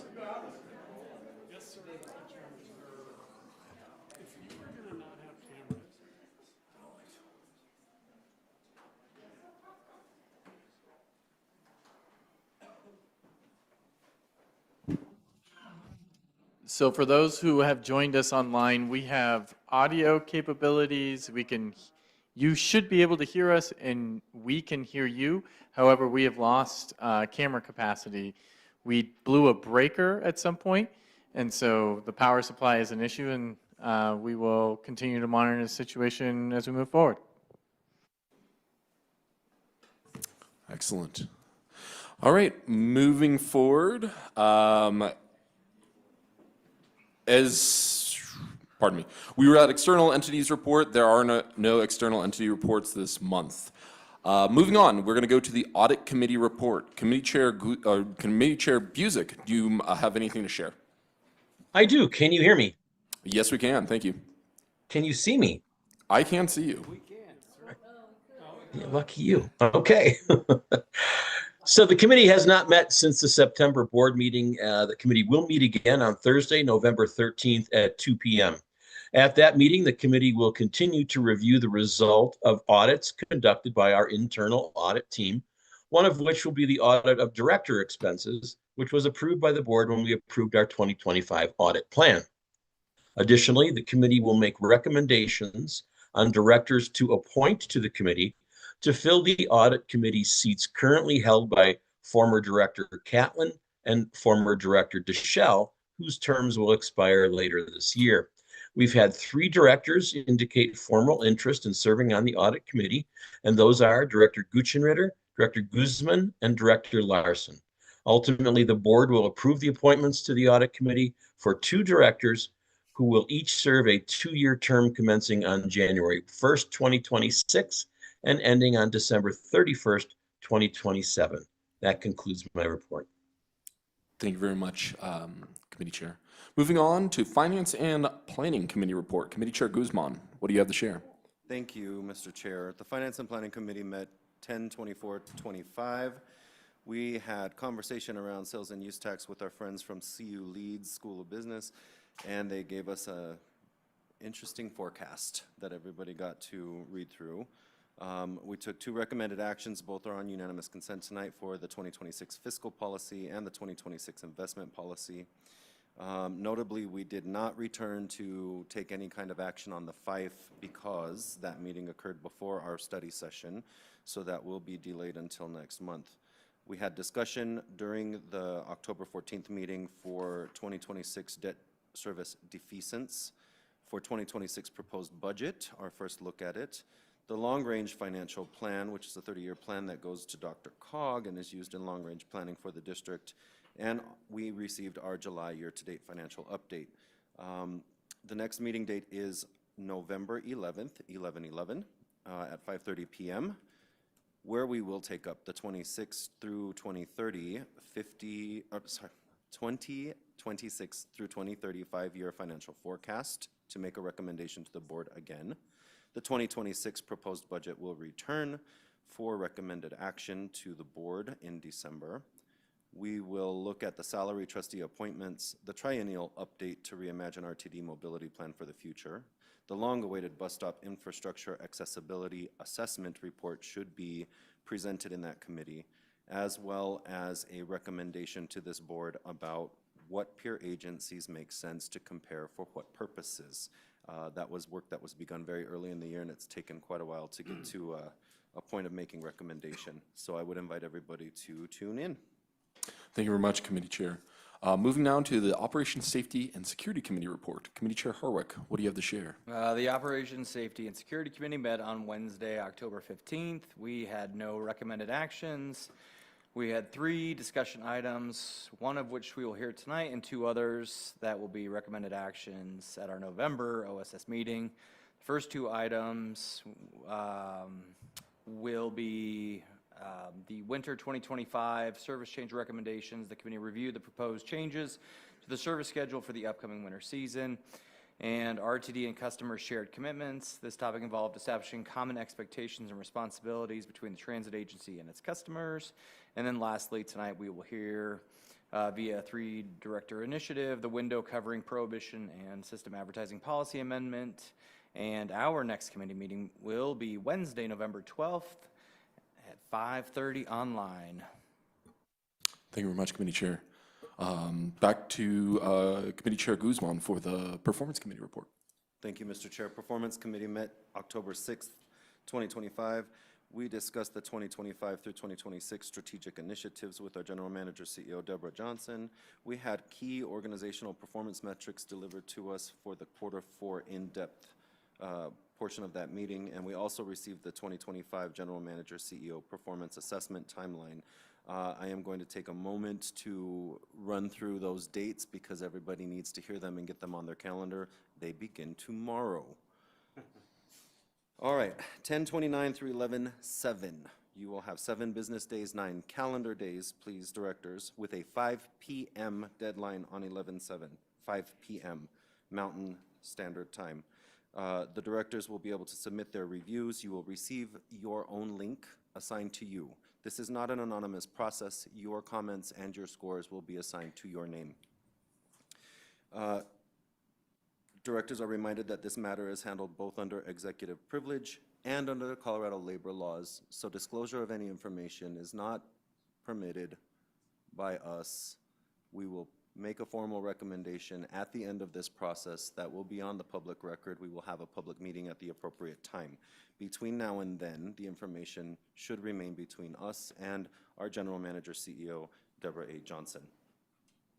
Following the receipt of the director's input on that system on 11/7, a report will be drafted with the help of our Chief People Officer, Charlene Pelleggi. We will meet with Deborah Johnson, and we will have an executive session where we will discuss her self-assessment, which we should have received already, and I believe that was transmitted yesterday. She will have the opportunity to engage with the board fully in executive session to receive our feedback and have that conversation. Again, that will be an executive matter, so it is expected that directors are following that privilege and making sure that that information remains confidential until appropriate. Following that meeting, you will have 24 hours from the termination to return any changes to your original submissions. They will need to be justified. It will be precisely 24 hours from the time that meeting is deemed adjourned, at which point staff will work with Board Chair Bouquet and myself to finalize a draft. We will audit that one time after that time period to ensure that all directors' scores and commentary input are accurate and reported properly. The Performance Committee will then need to have a meeting. It is not on the calendar currently. I believe you were polled for 11/20 at 8:30 a.m. If there was any objection to that, please make sure that the board office staff know. There are 2 other opportunities before the December 2nd board meeting. This is a tight schedule with the holidays. So 11/20 is the best option. If not, we will need to meet either 11/21 or 11/24 with the last opportunity to make a recommendation to the board and be in compliance with our contract prior to the December 2nd board meeting in the instance that we had tonight, having a special meeting right before the board meeting. I would prefer not to do that if at all possible. It would be lovely to get the executive committee what they need by November 20th. That said, the next meeting for the performance committee again is November 17th. It is an in-person meeting only because it will be held in executive session. So directors are invited to attend directly and in person at RTD. Thank you. Thank you very much, Committee Chair, and I cannot add as much weight as possible of how important this is when it comes down to us as directors. So please make sure you're keeping an eye out for your emails and that communication, those important dates. Thank you for your work, and the committee vice chair, Guchiner. Secretary Nicholson, we good? Okay. Okay, moving on. Thank you, committee chairs, for your reports. We're going to move on to our next item, and that is the approval of board meeting minutes and committee reports. The board and committee minutes were included in the board packet.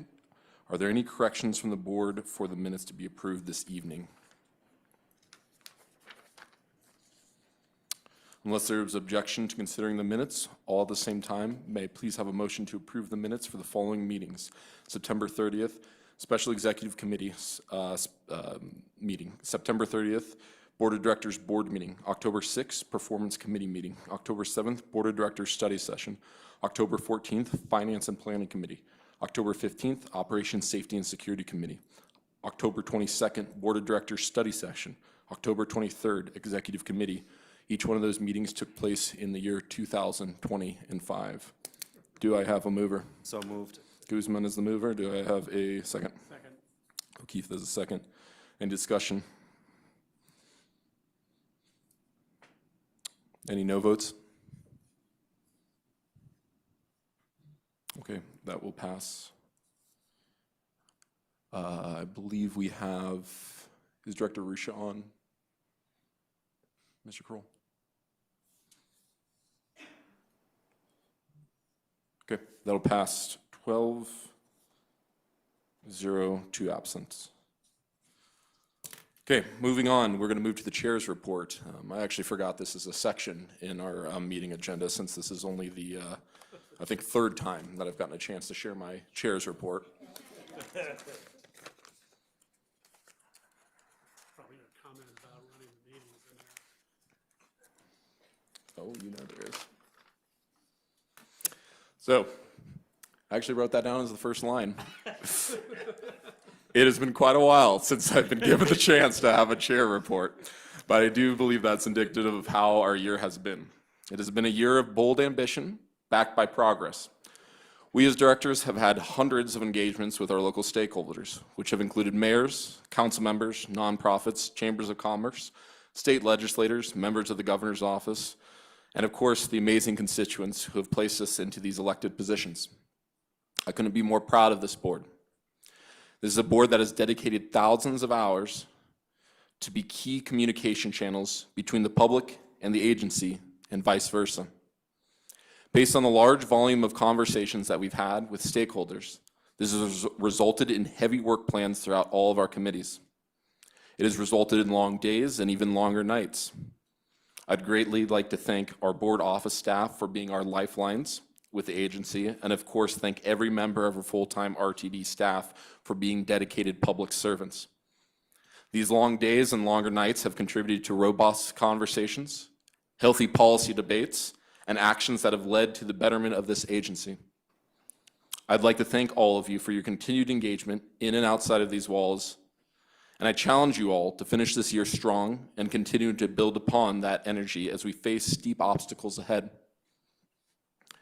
The pressure upon this board has never been greater, but every action that all of you have demonstrated this year proves that we, as an elected board, truly care for the betterment of RTD. I continue to encourage all of you to do what you do best. Be the face of the district. Be the face of RTD. It is the 14 of us who are the key representation of the public in public transportation. So I would like to thank you all for that. Thank you. Moving on, I'm going to move over to our general manager's report. As some of you may be aware, General Manager Johnson is on paid time off. So I will give it over to Deputy CEO Angel Pena, who will be acting in her leave. Deputy CEO Pena, please share with us your report. Thank you, Chair Bouquet, members of the board, and everyone who has joined us today. I am pleased to represent the team tonight. And as introduced, my name is Angel Peña, RTD's Deputy CEO. I would like to start sharing with some highlights of activities and strategic endeavors since the most recent monthly board meeting held on Tuesday, September 30th, 2025. And let's start with related to the strategic priority of community value. So regarding the downtown rail reconstruction project, which you guys have heard for a little while, last week, crews demolished and began reconstruction of the light rail crossing on Kalamath Street. Reconstruction so far has included pouring a concrete leveling slab, placing 32 crossing panels, and installing rail. Crews also are working on pouring track paving and approach slabs in Kalamath Street. I'm happy to report that work remains on schedule. We're on track. And as of Friday, October 24th, this portion of the project was 54% complete, with track replacement, special track work, and vehicle and pedestrian crossing upgrades taking place in the coming weeks. Also, in support of our commitment to be highly transparent with our customers, stakeholders, and the public, I am pleased to report that more than 300 communication and outreach related tactics has been deployed and completed since the project first started. That includes videos, graphics, reports, emails, a paid advertisement campaign, meetings, and signage. So, happy to report that we're on track. Also, on Tuesday, October 21st, GMC Johnson, Senior Manager of Transit-Oriented Communities, Bill Soroy, and Government Relations Officer Michael Davis participated in a meeting of the Transportation Legislation Review Committee to discuss the draft Finishing Fast Track report, which was released on September 30th. The TLRC, as it is more commonly known, is a joint committee comprised of members of the House and Senate committees and is responsible for reviewing transportation, traffic, and motor vehicle legislation. GM CEO and Mr. Soroy answered questions related to capital, operating, and maintenance costs and logistics related to the completion of the remaining fast-track corridors. Also, Director Guzman, Banker, and Chandler also attended that meeting, so thank you for that. Related to customer excellence, commencing with the start of revenue service on October 5th, the fully electric fleet of 16th Street Free Ride Zero fare shuttles resumed full service between Denver Union Station and Civic Center Station for the first time since 2022. The Free Ride remains one of RTD's most popular services. The agency is projecting 2 million boardings for the service, while prior to 2020, the service experienced more than 10 million zero-fare boardings each year, accounting for 1/10 of the agency annual boardings. This lower utilization is largely due to the significant decline in visits to downtown Denver and the impacts of 16th Street construction activities over the past 3 years, as well as related detours. The agency also announced yesterday that the Customer Experience Elevator Program will be expanded this week by 2 additional locations, including the Florida and US 36 Broomfield stations. In total, we're talking about 10 transit stations are in the program currently, with 2 more stations, Ridgegate and Civic Center stations, anticipated to be included by the end of the year, bringing this to a total of 12. Calls for service for these locations have dropped significantly in 2025 as compared to the same timeframe in 2024.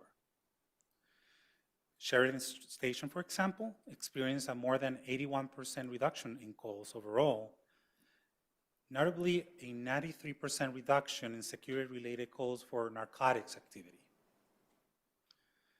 Lakewood Wadsworth Station experienced a more than 72% reduction in calls for service, including 83% fewer reports on narcotics activities, a 90% decline in elevator maintenance requests. So good story there. Now, lastly, related to the employee ownership. On Tuesday, October 14th, RTD and local emergency agencies staged a large-scale training exercise to simulate an electric bus fire as part of the agency's long-term shift toward electrical vehicles and near-term enhanced safety planning. This exercise took place at RTD Plot Division Bus Garage and involved roughly 100 participants, including a staff from RTD's bus operations and transit police, along with members of the Denver Police and the Denver Fire Departments. The scenario simulated here on all-electric 16th Street free ride bus catching fire while charging indoors near other vehicles, giving crews the chance to practice emergency procedures and improve coordination in a high-risk environment. So RTD operations personnel regularly, for everyone's awareness, conduct emergency exercise on a regular basis. As RTD transitions to its existing bus fleet with low, no-emission vehicles, this is an opportunity for the agency to increase those efforts to best prepare and manage for this unique risk of next-generation propulsion technologies. Also, as earlier of this month, the Transit Police Department's Detective Bureau is now fully operational and able to commence investigating and prosecuting crimes across the agency system or property involving threats or use of force, felony-level narcotics violations, and crimes such as thefts, trespassing, fraud, and forgery, and public peace and order crimes, among others. The department laid the groundwork for its Internal Detective Bureau in January to pursue investigations that occur on RTD property across jurisdictions. And it has worked to establish Bureau protocols across all the 8 counties and 40 municipalities within the RTD service area. The Transit Police Department also has hired 3 additional detectives, bringing the total to 5, as well as a Victims Advocate Program specialist who joined the Detective Bureau on September 2nd. This role is essential to ensure that the Transit Police Detective Bureau complies with the Colorado Victims' Rights Act and that victims are aware of their rights. So this team member will help customers and operators navigate the criminal justice process and serve as a direct line of communication with individuals and walk them through the process to help ease a difficult situation. And with that, Mr. Chair, I conclude my report. As questions arise during the meeting tonight, you will hear directly from the leaders driving these outcomes. I want you to see the expertise of our bench, so thank you. Thank you very much, Deputy CEO Pena. Secretary Nicholson, a question or comment for this Deputy CEO? Yes, Deputy CEO Pena, I appreciate very much the thorough report. I was wondering, you mentioned the TLRC. What was the legislature's response to the presentation that we gave? What were some of the comments, concerns, or compliments that they gave us during that? How did they respond to it? Mr. Pena. Yeah, good key question and something that we've been discussing internally. I would love to hear from Michael Davis, our Government Relations Officer, to give us information about it. Mr. Davies.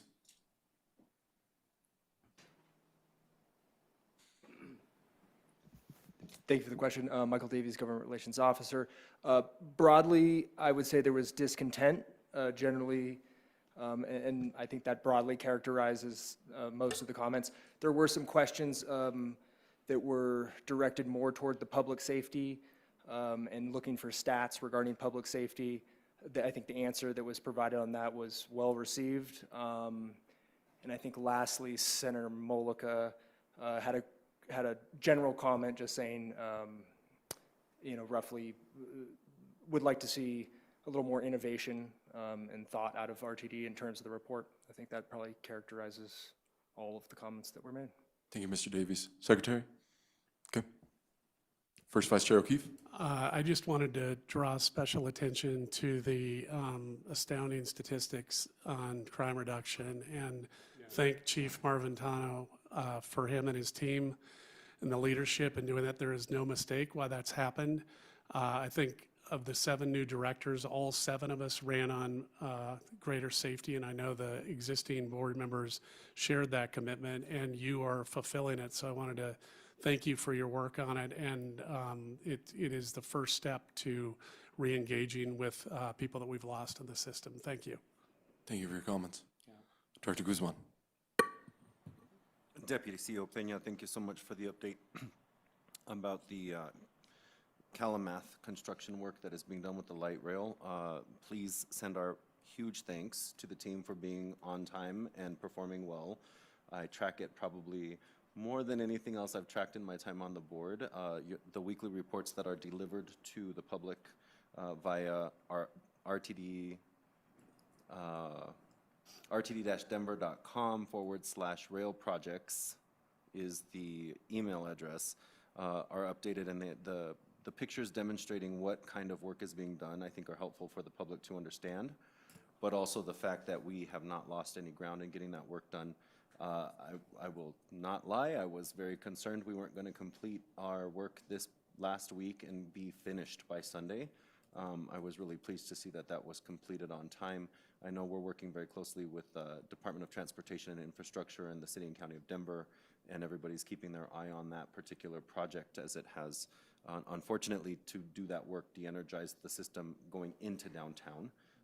But I also see work being completed further up the lines at the same time that is not so highly focused on. And so I appreciate that we are not going to have to duplicate efforts that can be done now, and it should facilitate the furthering of the downtown rail reconstruction projects as we go forward. So thank you to the whole team for that. Thank you for your comments, Director. Any further questions or comments from the directors regarding Mr. Peña's report? Okay, seeing none, just wanted to say a huge thank you, Mr. Peña, for stepping in for this board meeting tonight. Thank you for being here, and thank you for your report. Moving on to our next next item, that will be our unanimous consent. There are 6 items on the unanimous consent agenda. These are listed as items A through F under section 18.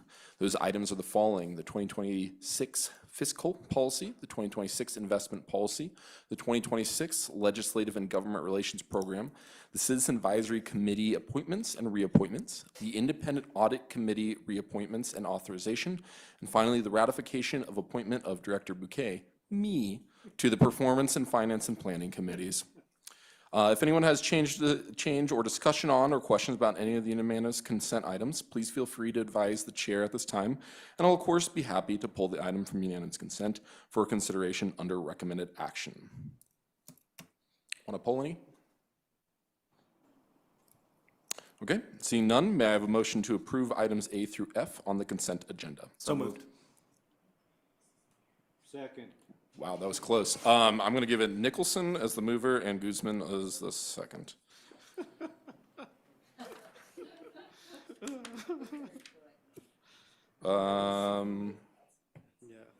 Any discussion on any of these items? No. Okay. Are there any no votes on these items? Okay, seeing none, this will pass 12, 0, and 2. Good work, everyone. Moving on, we're going to go to the recommended action. There are 3 remaining recommended actions on this agenda for tonight, listed under section 17, and those are items G, H, and I. The first is a recommended action from the executive committee, and the last 2 are director-initiated action items. Now, I will note, since a few directors are absent this evening and the votes for some of these items may be close, I want to remind everyone that Article 5, Section 2, subsection of our bylaws indicates that affirmative vote of at least 8 directors present and voting shall be required for any action of the board. And unfortunately, due to an error in the publication of the packet, updated materials were not included for item G. The executive committee has amended this item to be a simple 10% cut to each director expense allocation. And my understanding is that the board office updated the resolution as the board report, but we were not able to include the original materials when publishing the packet. As such, I'm going to ask for a motion to approve this item and then a subsequent motion to table the item to the December 2nd board meeting to allow for the updated materials to be distributed. It should also be noted that the minutes for the executive committee accurately reflect that that item had been modified, by the committee. So that would be the director expense allocation reductions for the fiscal year 2026, for the board to adopt the attached resolution series of 2025 concerning a resolution director's expenses allocations in fiscal year 2026. Do we have a motion to table it? So moved. So move. I'll second. Second. Any discussion regarding tabling this to December? Okay. Any no votes to tabling it? Okay, that'll pass 12-0 and 2. Okay.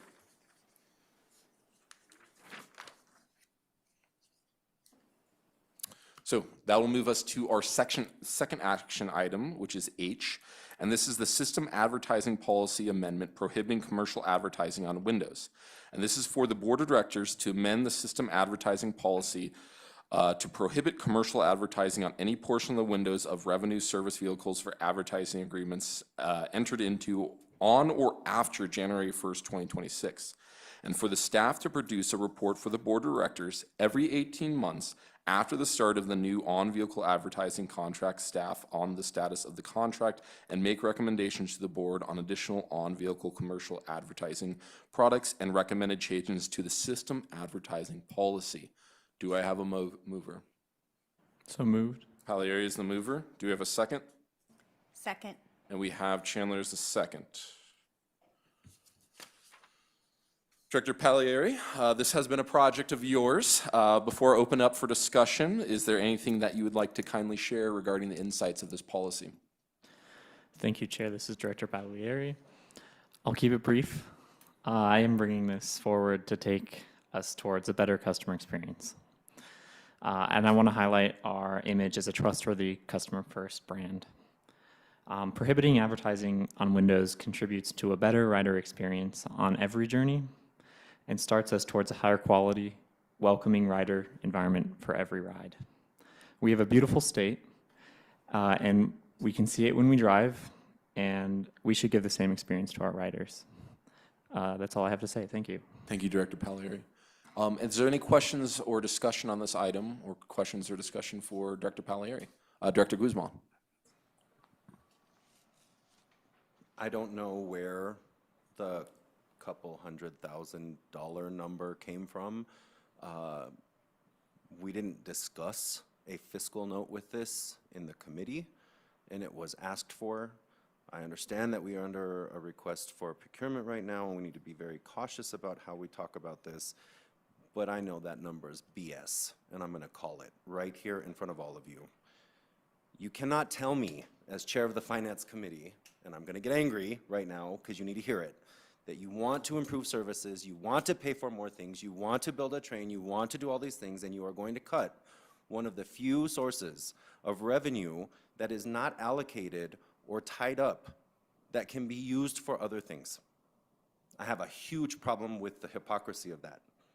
We've spent money fulfilling core requests, we have spent money building out other things with the ultimate goal, as has been stated by several directors in this room and some that are not here, to increase the ridership, which is an output.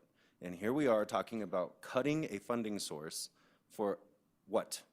It is a knee-jerk reaction, politically timed for a purpose of contracts that we would not be bound to after we just terminated a contract with a previous advertiser because we need to have them follow our expectations. That's what we're going through.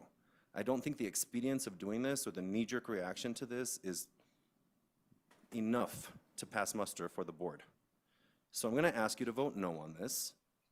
It's not because I don't believe we have a beautiful state. I love looking at our views, but I also know that this is not well thought out. I do believe staff has a plan to come back to us with a more thorough, more well thought out, and more precise policy that would be better for us to work with them, even as the 3 directors, I would encourage you to go to the staff and work with them on bringing this back next year when we can focus on it and do intentional work around this issue. Does that help in the meantime? No. Can we have that as part of the contract extensions? Can we have that as part of the ongoing contract with anybody that we would contract with to do this type of work? Yes. And I am sorry to bring up the fact that several people have said Albuquerque just did away with this, and St. Louis, and they were used as examples, great examples, whose cities also funded the replacement of the loss of revenue from this particular aspect. Do we need to cover all the windows? No. Can we? Absolutely not. The FTA has guidelines on that. And I do believe that I brought this up in OSS, and I'm going to bring it up here in front of all of you. The first 3 windows behind the doors of the bus are the area of the bus where we have prioritized seating for the elderly, for the disabled community, and for other persons who might have special needs. That's not even considered in this. It's just a no across all of it. Another thing that was brought up and brought to my attention, not to my attention directly, but it was brought up, was that when we put on these wraps, there is not a replacement for the UV filtration film that would be used otherwise, because you don't double up on this. The vinyl that's used actually does the same thing as the UV filters. It may not be as precise, but I think that that is probably a moot point, because you're doing essentially the same thing, covering heat and light coming into the bus from outside, from the sun. And so I'm not sure that that holds muster with me in terms of making a decision on this. And so I would be really cautious about jumping on some of the talking points that have been brought up right now, because unfortunately RTD is not about the vibes. RTD is about moving people. We do make lives better through connection, but if we're getting rid of money at a time when we're saying we need money to be able to operate, when we're facing financial issues in the coming year, we haven't been able to pay our staff an increase. Arguments have been made by directors in this room about not being able to increase service or provision, and we have overspent through our policy decisions this year and not focused on what is at hand. This is yet another distraction from us doing the necessary work to ensure that we have a resilient and sustainable system, and it's cutting off our nose to spite our face.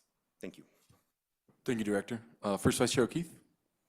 Thank you, Mr. Chair. And what I'm going to say after, of course, there's always a but when you start with a compliment. I certainly appreciate the job the chairman of the Finance and Planning Committee has to do, putting together a Jenga puzzle of a budget with management, and I don't minimize that at all. My problem with this, and I've been undecided until I had a couple conversations this week, is that is a ridiculously small amount of money for us to get for that much exposure of advertisements. And I think we've got a disconnect, and with good reason, I think we've decided to recompete this contract, and I would be interested in them, after they get it, coming to us with a proposal where we might be able to negotiate it up rather than starting where we are right now.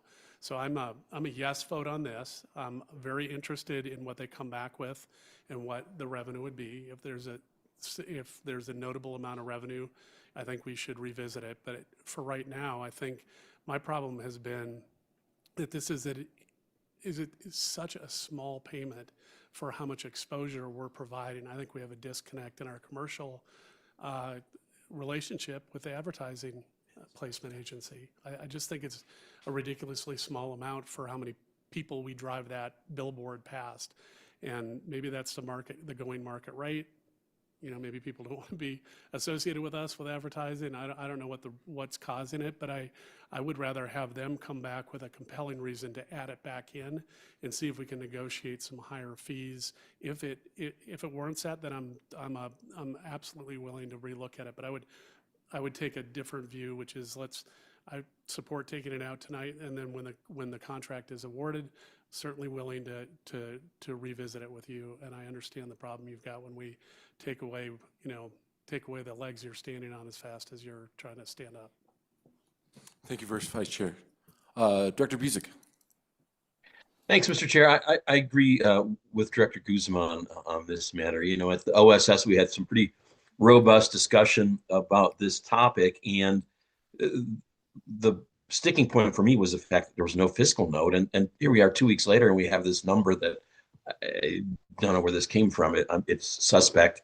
We've got this request for proposals or whatever is out there now based on the current scenario, right? And so people are putting in bids based on probably thinking they can wrap buses and trains.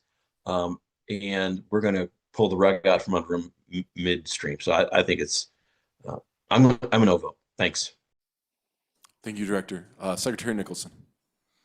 So I have a couple of questions for staff, just to clarify some things. Mr. Kroll, first off, can you speak to the fiscal note that's in the packet and how it was developed and why it wasn't in there 2 weeks ago, and sort of the concerns that Director Buczek just raised? Tell me why it's not suspect, basically.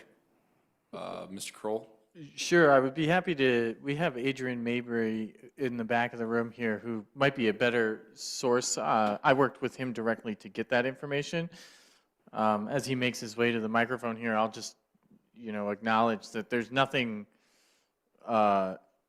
inherently suspect about the data because it's just the data of what has occurred over a given time period. But I'll let Mr. Mabry speak for himself on that and fill in any gaps. Mr. Mabry?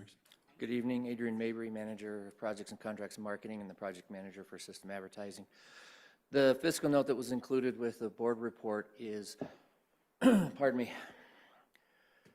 a review of all of the invoicing from April to September of this current year. So it is the most recent invoicing. It is the sum total of 1.8 million in gross revenue, and through the review of the invoicing, we pulled out every invoice that included an amount that indicated an ad that was placed with any kind of window coverage, and that totaled about $785,000 worth of that total revenue for 6 months. So we did a 6-month snapshot of the current market, and it's a 42% of the total gross revenue is accountable to some sort of wrap that includes window advertising. Thank you. Secretary? Yeah, so following on to that, what that would indicate to me is 42% of the ads that were purchased over this last 6 months included, some covering of the windows. They were ads that required the covering of the windows. That's not to say that we would be unable to sell advertising potentially to those customers were we to make this policy, just that they wouldn't be able to buy the covered advertising that they did here. So it's not to say that we're going to lose 42% of the revenue, just that that's literally the maximum we conceivably could lose, assuming all of those people had decided we don't want to buy any ads at all in response to that. Is that a fair assessment of the data that you were presenting?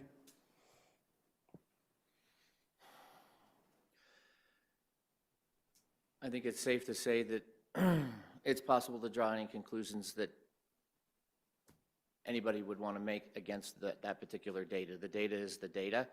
It's showing what percentage of the gross revenue is attributable to some sort of current advertising that includes window coverage.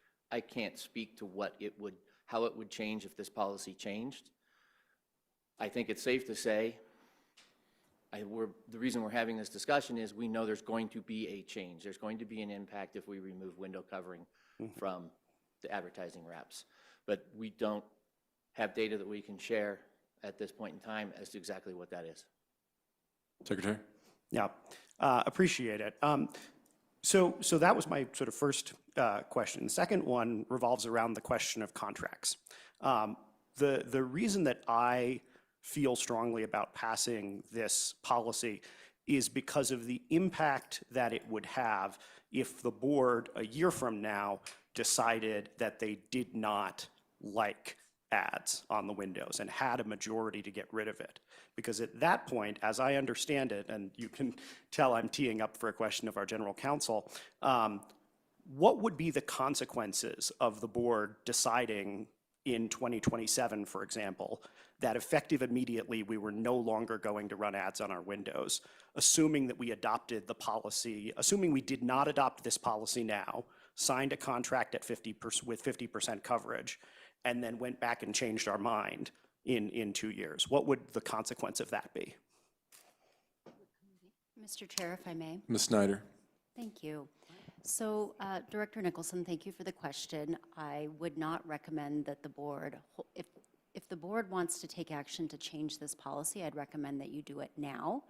It wouldn't be advisable to try to make that change once we've already executed a new contract. Secretary. So just to follow on to that, I promise my last question. Have there been times in the past when the advertisers have come to the board and said, we would like to add additional advertising products that are more, offer more coverage than what were in the existing contract, such that, if we were to pass this at 0, it would be possible for us to then amend the contract to allow for additional advertising projects that covered the windows? Could we go the other direction, pass a policy at 0, and then in 2027 say, hey, no, we do want the extra ad revenue, and do it that way? Appropriate staff, Ms. Snyder. Yes, thank you, Mr. Chair. I'd like to be able to preserve the privilege for the reasons why I'm advising, but my advice is no. I do not recommend that the board try to make a change in 2027 or some later date. Now would be the time to make that change. And Mr. Chair, if I may, I just want to make sure that I'm clarifying and we're all understanding what we're doing here this evening and the status of the current solicitation. So that solicitation is open. It was put out, originally advertised using our current policy. Once staff became aware that this action was coming before the board, an addenda was issued to the solicitation requesting that proposers submit 2 separate proposals, one with and one without advertising. In the absence of board action, my understanding, and Mr. Mavry can correct me, but my understanding, the plan from staff is if the board passes this recommended action, then the current solicitation will be scored and will only look at the proposals that do not include vehicle advertising, the window wraps. So there's not, there won't, just to make sure that Director O'Keefe is tracking with me what I'm saying, there's not going to be an option when the staff comes back to the board. If this action doesn't pass, the staff is going to proceed with the original course, which is allowing advertising on windows, and then that is what will come to the board for approval. But it won't be 2 options being presented to the board, if that makes sense. Thank you, Ms. Snyder. You're welcome. Second Vice Chair Whitmore, and then Director Geisinger. So I'm, excuse me, I'm a little confused.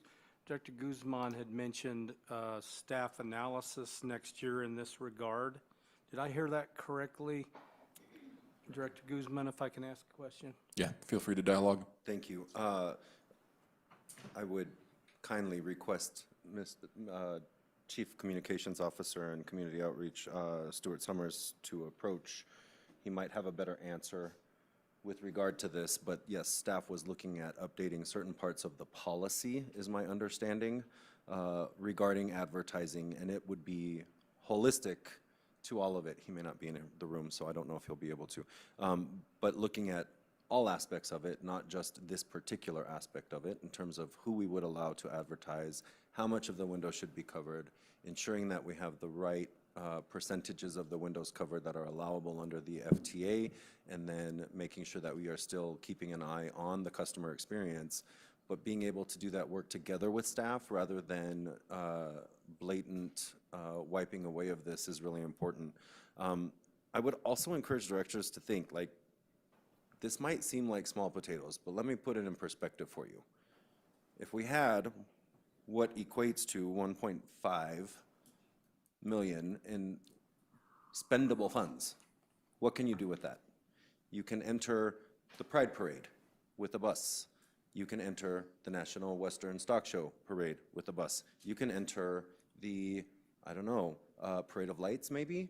with a bus, right? Those entrance fees are not cheap and it's not free. We have to pay to be participating in those and be part of community. We also have wrapped buses for special events that are not considered in this. And so I would be really cautious about how we proceed here. $1.5 million could replace the funding that we will be losing from the state grant that currently pays for our youth outreach coordinator through the Communications and Outreach Department.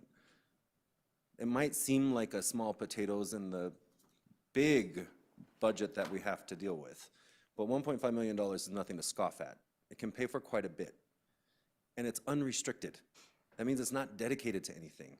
It's just money that we get to use for doing other things. Now, I understand the desire, and Director Pagliari, I love you, thank you for the conversation that we had the other day, but I do think it would be advisable not to take action on this tonight and delay this until we have a full, comprehensive understanding of what this would look like with the staff participation, and it does not include that right now.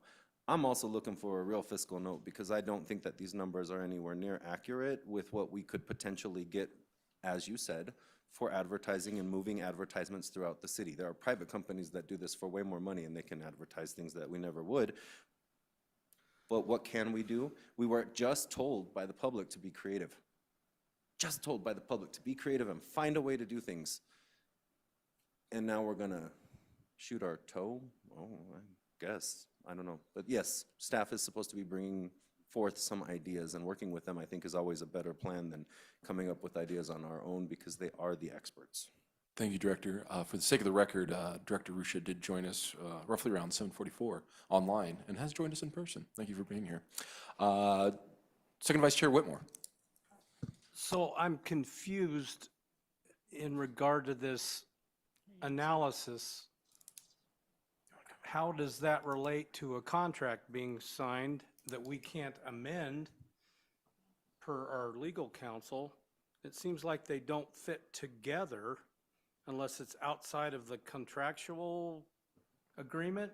You see where I'm coming from maybe Adrian or Danielle or somebody else can help me there. I don't see the two coexisting when we kind of had the inference, do it tonight and then leave it alone for a couple of years.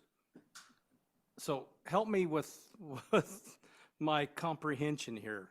I'm not seeing the linkage. Appropriate staff. Mr. Chair, I'll go ahead and start and then I'll turn it over to Mr. Mabry. So my recommendation is just you don't typically go into get ready to sign a contract with the idea that you're going to amend it and change it.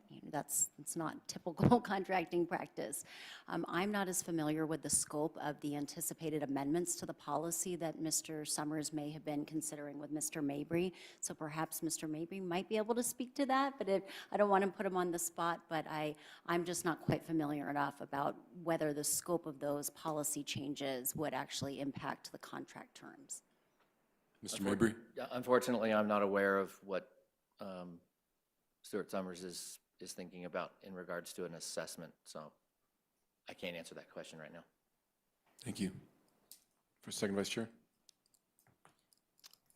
Okay. It makes it a little more difficult to make a decision where my brain is working right now. I'm not quite seeing the linkage there, so. Come. I think, oh, apologies. Sorry. I'll relinquish. Okay. Director Geisinger. I guess I share Director Whitmore's, Second Vice Chair Whitmore's confusion, although I'm not even sure we're sharing the same confusion. But I was hearing, I think, Director Guzman saying that he would prefer to have staff come back with a proposal. And then I'm hearing there's not time for that. I guess I'm not understanding where we are. If we're getting proposals from that's a different, well, I'll stop with that for now. Director Guzman, would Thank you like to Chair. comment? Just to clarify, looking at this policy holistically is not looking at a single part. What we are doing tonight is looking at one single part. Do you put something on the windows or not? I would advise against moving this forward at this time because there may be other aspects of this that we need to address, and that was supposed to be work that is done by staff. I would expect them to bring us a good recommendation that would be inclusive of all of these considerations, But in lieu of that, what we have is a 3-director initiative that focuses on only one simple part of this entire policy, and that's problematic because of the timing of signing contracts. I'm not suggesting that it will change. We may not even make the changes once they're proposed, right? This particular set of board directors right here love to recommit things and send things back and not get the work done. I'm just being honest, right? And that's okay. But we do need to consider seriously the entire policy. We don't do things in bits and pieces. We don't just work on one piece of something. We should look at the whole thing. This is one of those whole thing issues. We need to look at the entire policy. There's more in here than just window coverings, and I would expect that to come forward. Unfortunately, timing being what it is, termination of one contract, putting out requests for others, it is what it is on timing. I just would not prefer to move forward with this particular action at this point because of the financial piece and not having all of the necessary information in front of us. Director Geisinger? Nothing further, thanks. I have Secretary Nicholson, Treasurer Banker, Director Larson, Director Ruscia, and then Director Pagliari. So- Secretary? I'll actually agree with Director Guzman. I'd prefer we don't move forward with this right now either. I'd prefer we wait a year and, have the discussion then and vote on it then. The problem, as I understand it, is basically if we don't do this now, we sign a contract that says 50%. And then the next board and the board after that for multiple years cannot change that without risking substantial contractual damages for saying, no, we've changed our mind. And I'm not willing to put the agency at that financial and legal risk over a couple $100,000. Here's my thing. I think that this equates out to, based on what we've heard from staff and others, probably no more than 1% of our fare box revenue. And I think that having windows that you can see out of, the way you like to do that on a train or a plane, improves the customer experience by a pretty significant amount. So I think it's worth doing. And then, let's see after we've done that for a bit, how customers feel about it. Let's do the surveys. Let's ask staff to look at whether or not it does improve the customer experience. But if we never do it, if we never try to make this better, if we never try to improve the customer experience because we're afraid that a little bit of revenue is gonna cost us, it's not gonna be worth it, we could cheap out on everything we do. We could cheap out on every seat covering, every paint, every piece of the customer experience to try to save money, and then find ourselves with a service that nobody wants to be on because it's terrible. And I think at some point you have to invest in creating a great product. And in this case, that's a worthy investment for us to make. That's where I come down on this one, and that's why I think we have to move forward now, because otherwise we're locking ourselves in for years to come. Thank you, Director. Treasurer Banker? Yes, thank you.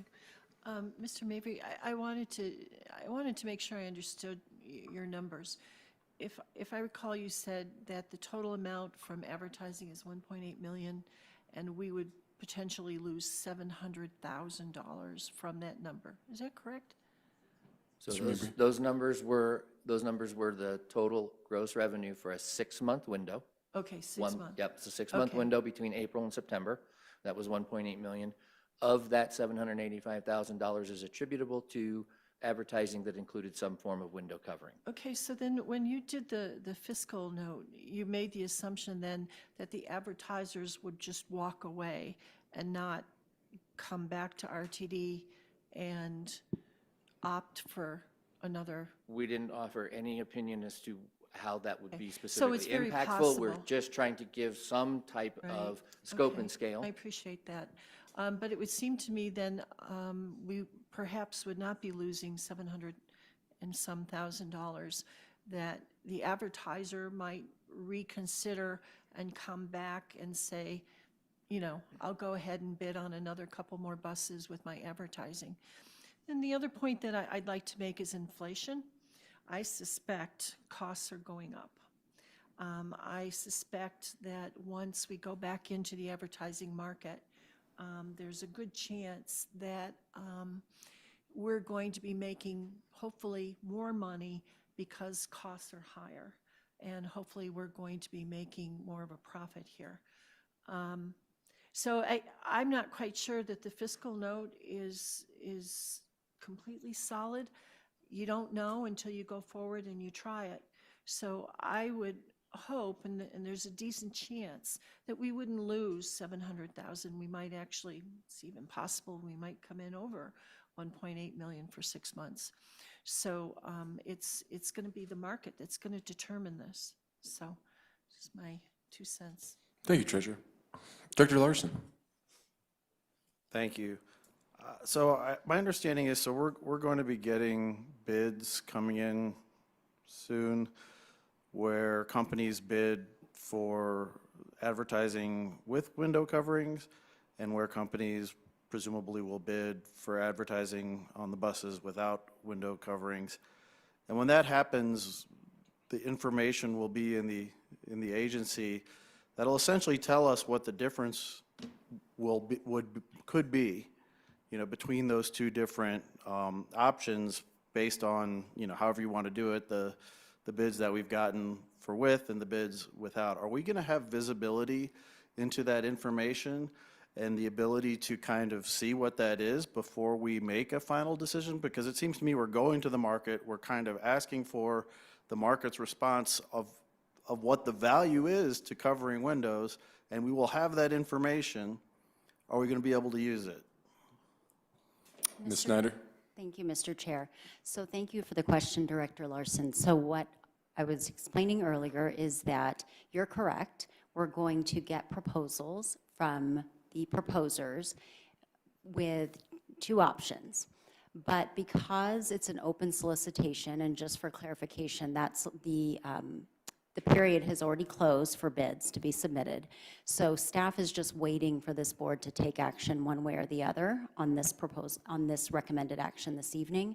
But it is, there will not be, it's a closed solicitation process until the contract is actually awarded, a recommendation for award, and the board approves it. So no, the board won't hear.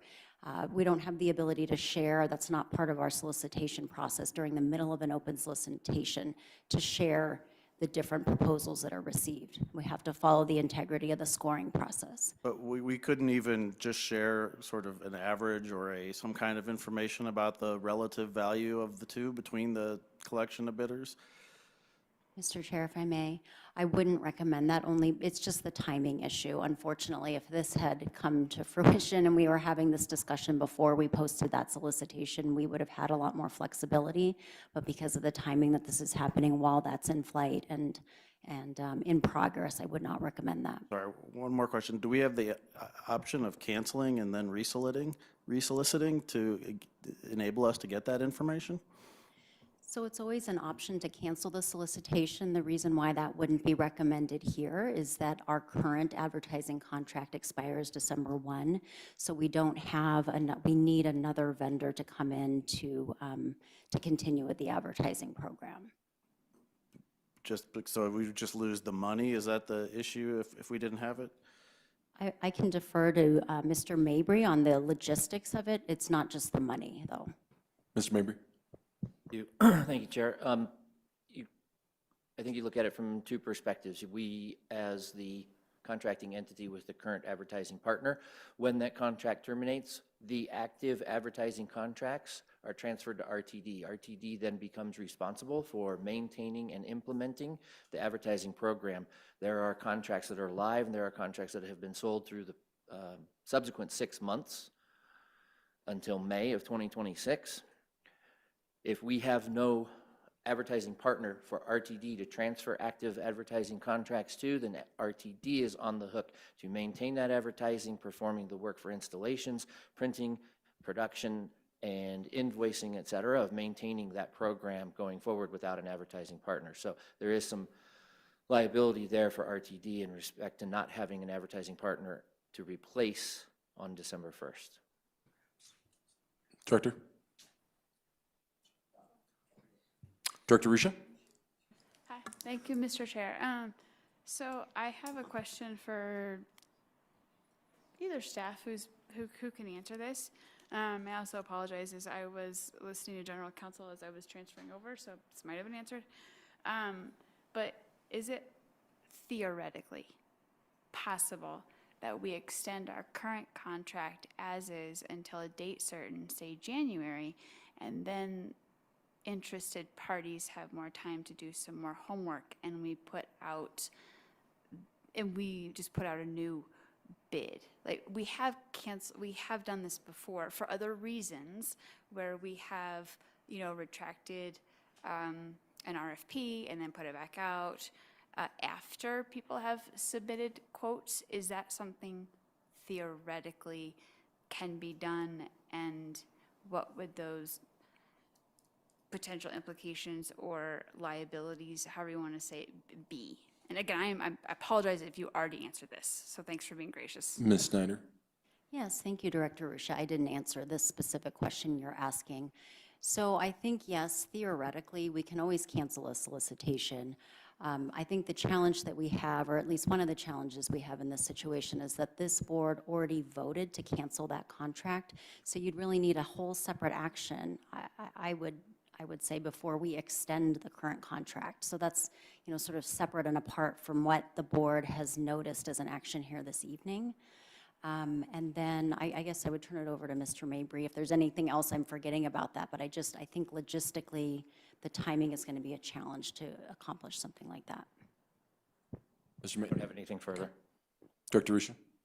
Just a few more follow-ups, if that's okay? Absolutely. Feel free to Thanks. dialogue. Oh, thank you, sir. So, and this is all theoretical, General Counsel. Okay, so I guess theoretically, would that option be on the table as a proper motion under Robert's rules as you see it? Is it germane enough to the motion on the table? Theoretically. And then this follow-up to that, because that might help folks who might be thinking of this. What would the timeline be approximately to put out a new solicitation, or RFP, excuse me, per potentially the board's new guidelines? And if that was answered, again, I apologize. Thank you. Staff? So, Director Ruscia, to answer your question, it's not really an issue of whether it's not a Roberts rules or a parliamentary issue. It's actually an issue for open meetings law. So we've noticed only the recommended action that's before the board tonight. So an action to actually amend the existing contract and extend that's completely and wholly separate from the subject matter that was noticed. So that's the first piece of it. With respect to the timing of the solicitation, I don't think we have anyone from contracting and procurement here, but Mr. Mabry probably does have a sense of the timing of how long it has taken from the time that we posted to the time, sort of how long our procurement process has taken to date. Mr. Member? I would address this from the standpoint of once the board would be able to provide staff with direction, so a decision as to window covering or not, and an updated policy. Issuing an updated solicitation and getting responses is something on the timeline of about 90 days.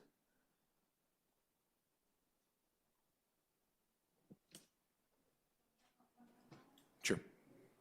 Thank you, Mr. Chair. So just one final comment. The rationale behind my questions was just based on the concept of fairness, and procurement is or should be about fairness. So as a former teacher, how I see this is that we put out an assignment essentially, and then we change the terms of the assignment. That happens in procurement all the time. And then we got answers that were like, answer A or answer B, and then we might change the scoring sheet depending on what happens today, except the board cannot be fully apprised of the fiscal note because we can't violate the principles of procurement, of fair procurement. And I personally would like it if we didn't have any corporate advertising at all, windows or not. That's my position. I am concerned about us getting too far into the weeds with procurement policy as it's already been established and our vendors are already familiar with. And while I appreciate what's been brought forth, I do wish it had been done just a little bit early so we could have worked out a couple of kinks before we're, at the 11th hour. Hence why I asked theoretically, you know, could we go down this path? And I think it was answered sufficiently for me. So I just wanted to provide that context. I was in class, which is why I couldn't be here, but I listened on the 8-block walk. I appreciate what staff has done in trying to meet board members and community's expectations on this one. I haven't seen this type of thing come up. And I also appreciate board members who brought this forth as a concern, because it is the wraps on the windows do kind of stink for the customer. That being said, I personally am hesitant to get that far into the weeds with procurement policy, particularly if we have established SOPs within our procurement department. So I'm undecided, and but I did want to just share the context behind my questions. Thank you so much, and thanks for being gracious with your time. Excellent. Thank you, Director. Mr. Pena? Yeah, if I may. So Director Richard, thank you for that context. I think I want to give some context too from the staff level, right? We heard you through the committees about this opportunity, and we were going through a different path. And I think what the challenge that we're facing right now is we're hearing you, we're trying to adapt to your thoughts and be able to deploy what you're thinking while we're going through a solicitation process. So yeah, timing is the challenge here. If truth be told, if we have been having this conversation way earlier, where we could have been having a clear path of what the policy is. What do we want to change with the policy? What do we want this solicitation to be? We'll be in a different route, and this discussion will be much easier. But that's not where we are. We are in a situation where we had a current contract that we needed to end, then come up with a new solicitation, and then we are entertaining the possibility of your thoughts, which I think we want to explore. And now the challenge becomes is timeline, this is what we are, this is the facts, this is what we are. We need to make a decision so we can go back to the procurement process and be able to either use the one that you want to pass today or come to the same course that we are. So I hope that helps. Thank you, Mr. Pena. Director Pagliari, I have you next, and then I would have Director Busick and Director Nicholson. Since this is your item, would you like to speak now or at the end? I'll speak at the end, please. Sounds good. Director Busick. Thank you, Mr. Chair, and thanks for the discussion. What this discussion says to me is that this is not ripe for action. Our best play here is to guess. And when that's your best play, it's probably not a good time to make a policy action. We can see what numbers look like in the past for advertising, but then we have to guess what would the impact be if we change the policy on the window wraps. Anyway, but I want to get back to the premise of the entire action item because we really haven't spoken about that. We've been all tied up in the fiscal note and the finances and what are we going to lose. The premise is people like to look out the window and see pretty things. And when we have these wraps on the windows, they can't do that. Well, when I'm riding the bus down Federal or Sheridan, I'm not looking at pretty things. If I take a Mustang from Denver to Grand Junction, I'll look out the window at pretty things. But I don't know if you've ever ridden a bus or a train. This is what people are looking at. Their phones. They're not looking out the windows at pretty things, whether there's a wrap or not a wrap. So I think the whole premise is problematic. And I know there's been talk about, oh, somebody did a survey or a poll and people said, yeah, I want to look out the window. Well, I don't know how valid that survey is, but I think the premise lacks credibility. Thank you. Thank you, Director. Director Chandler? Thank you, Chair Bouquet. First of all, I just want to say that I kind of find it a little offensive that we are assuming ill intent by either the staff not getting us this fiscal note or so forth. So I think we need to assume good intent. I don't think anybody by any means was trying to pull anything over anyone's eyes about the fiscal note or any of the stuff that's coming from it. And I think that the idea here is because we don't know the exact number, then we have to say that it's too confusing and we should vote no. No, I think that we can logically deduct or deduce what's the best mode of action, and that is to see this as a potential loss, but more likely probably a gain in the end. And as Director Nicholson has already stated, I think that that is the best course of action, is to say, let's pull back, and that way we can add it in the future. It's easier to add something than it is to take it away. And so I think if we take it away now, and that way when we have to or want to, as a board, add it back in, it's much easier. Otherwise, we're in some respects, stuck with this procurement process for the next several years. And also, I really do have to disagree with Director Busick. I think it is a welcoming transit environment to be able to look out. Whatever you're looking at, doesn't matter if it's a building or whatever. It's the idea that the sun is coming in. It's the idea that things are moving past you. I think it's absolutely part of that welcoming transit environment. So I would strongly suggest a vote yes, because I think it is easier to take it away now and add it back in the future through this, and using the procurement process in its proper mode. Thank you. Thank you. Treasurer Banger, I'd like to call the question. is there a second? Second. Director Whitmore is calling the question. As a reminder, we're taking a vote to call the question or not. Treasurer Banker, Yes. Director Busick, Yes. Director Chandler, Yes. Director Geisinger, Yes. Director Gucci, or excuse me, Gucci is gone. Director Guzman, Yes. Director Harwick, Yep. Director Larson, Yes. Director Nicholson, Yes. Director O'Keefe, Yes. Director Palieri, Yes. Director Rusha, Yes. Director Whitmore. Yes. I'm a yes, it'll pass 14-0-0. Again, we have just called the question. Yes. It'd be 13. Whoa, 13-0-0. Thank you. All right, as a reminder, we're now about to vote in regards to the System Advertising Policy Amendment prohibiting commercial advertising on Windows. There has been indication there will be no votes, so I will make this a roll call vote. Treasurer Banker, Yes. Director Busick, No. Director Chandler, Yes. Director Geisinger, No. Director Guzman, No. Director Harwick,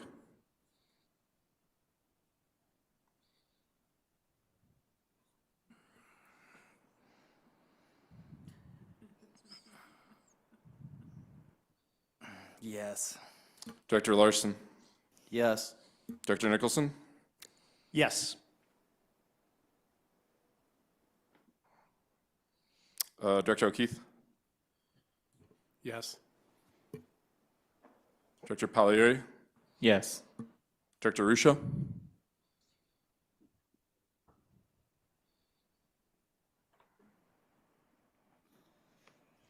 Yes. Director Whitmore. No. I'm a yes, and it will pass. I have 9 yes, 4 noes, 1 absent. Good. All right. Moving on, we are going to go on to our next item.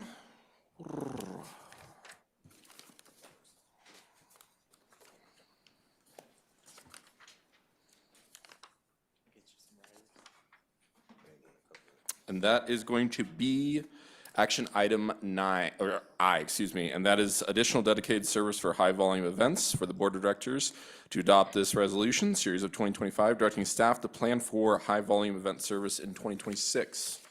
Do we have a motion? I have Banker as the mover. Do we have a second? Second. Second. Chandler. Director Banker, this is your resolution. Is there something that you have been working on with your colleagues for quite a while and staff? As such, before I open up the matter discussion to the full board, could you kindly introduce the item and share your insights? Yes, thank you very much for this opportunity. Yes, first, I'm asking Director Nicholson to become a Rockies fan. So he is now appropriately dressed. And so I'm hoping the discussion I'm hoping the discussion that we have tonight on this measure is, let's have some fun. First, let me tell you, first of all, we all know the Broncos are doing really well this year. Okay. And hopefully they will continue, even though Kansas City is coming into Denver, I don't know, within like 2 or 3 weeks. we still have a good chance. So I just wanted to point out, this is more than the Broncos ride, clearly.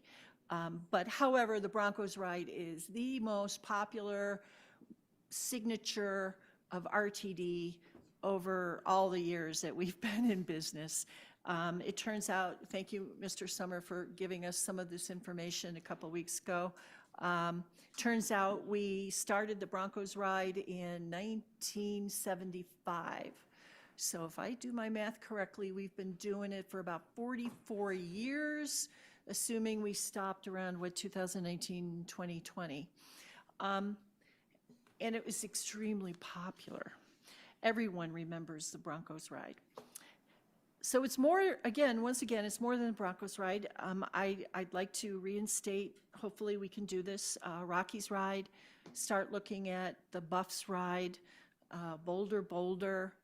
We've been doing big concerts, so thank you very much. That seems to be going well. Taylor Swift, I understand that concert last year, was it last year or the year before, was very successful. I'm also a Swiftie as well as a Broncos fan. So there are many places that we can provide this kind of service. I should also add that the state legislature would like us to do this because they said, quote, work with entities hosting special events to facilitate increased ridership to and from the events, so long as the facilitation of increased ridership is additive to existing service. So I'm hoping that we can go forward tonight. We'll have a good discussion. I would like to suggest that some of the good reasons that we should go forward with this is, one, it's a very popular service and people will notice that we're moving forward with something like this. Keeps traffic congestion down, which, believe me, just coming into tonight's meeting, another accident on I-25, and that's the reason I was just a few minutes late. Cleans the air. It's affordable, because this is something that not every Bronco ticket holder is wealthy. Many of them look forward to going to one game a year and paying parking fees down there. This would save them quite a bit of money. It's also safer. We were talking, hopefully Director Chandler will speak to that. It's definitely going to increase ridership. So please consider moving forward with this. The way we've talked with our executive manager, the way I've talked with our executive manager and some of the other directors here, is that we've got a couple of timelines in here because we know that there's a lot of planning to do for this. I would hope that we could start with Rockies Ride. And I just want to add, by the way, that in 1995, when the Rockies started to play at Coors Field, I was on the board and I voted to pass Rockies Ride. And so I'm hoping maybe tonight I'll get to vote for Rockies Ride one more time. And then, of course, there's the financing issue, which I know is going to be brought up. So by waiting a couple of months, working with the operations committee, having our staff take a look at a number of the options that we've got listed here in this resolution, hopefully by March, we could nail down the numbers. As a suggestion for revenue, I've got quite a few suggestions, which I will, I'm not going to bore you with them all right now, but I'm hoping in the next 2 days, I'd like to send it to Chair Guzman so we can hopefully talk about this at the next Finance Committee meeting. But another option, of course, is it's highly likely we're going to be receiving a $9.25 million grant from the from CTIO. They just had a meeting today. They're talking not only about giving out grants for this fiscal year, but they're already planning for grants for next fiscal year. And the dollars that they've been talking about, at least today at their board meeting, are substantially higher. So with that, I'd like to open it up. Hopefully you will consider moving forward with this. As our chair has said, one of the first conversations I ever had with you, Chair Bouquet, was, hey, can we start Broncos ride again. I just want to say, by going forward with this kind of service, I feel that the Broncos and the Rockies and the Avs and the Nuggets, what they do is they build community spirit. It makes you proud of where you're living. It's something that you're watching closely. When you win, you feel good. When you lose, it can break your heart. But if we can be a part of building community spirit and being something that's very popular and loved by RTD, hopefully potential new customers, I think this is something that we should think about, and hopefully we can get past tonight and get it started. Thank you. Thank you, Treasurer. Director Nicholson? So first off, I just want to say I think that Treasurer Banker hit a home run with this resolution, and really.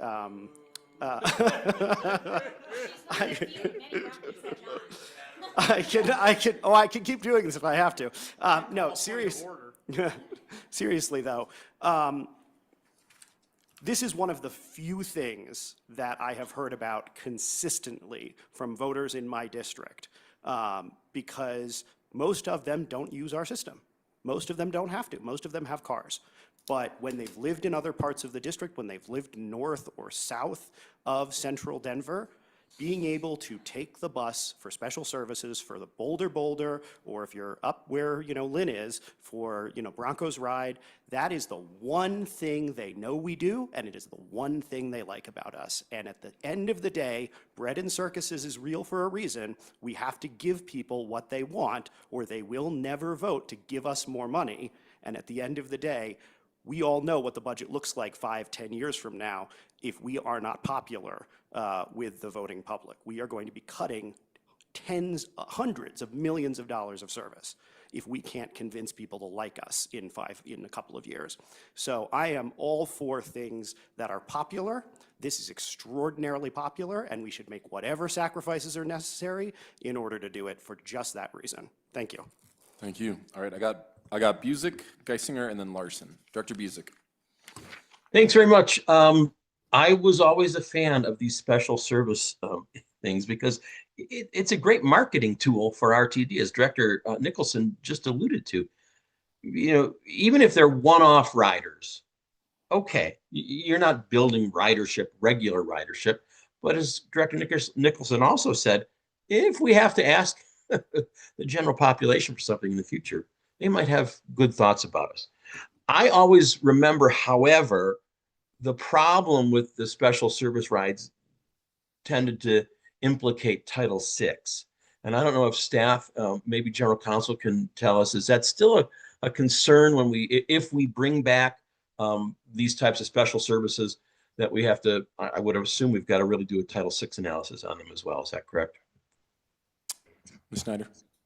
Yes, thank you for the question, Director Busick. So I think there's at least two legal considerations, but Title VI, certainly we'd have to, under the board's Title VI program policy, we'd have to look at whether we need to do an equity analysis with the addition of any special services.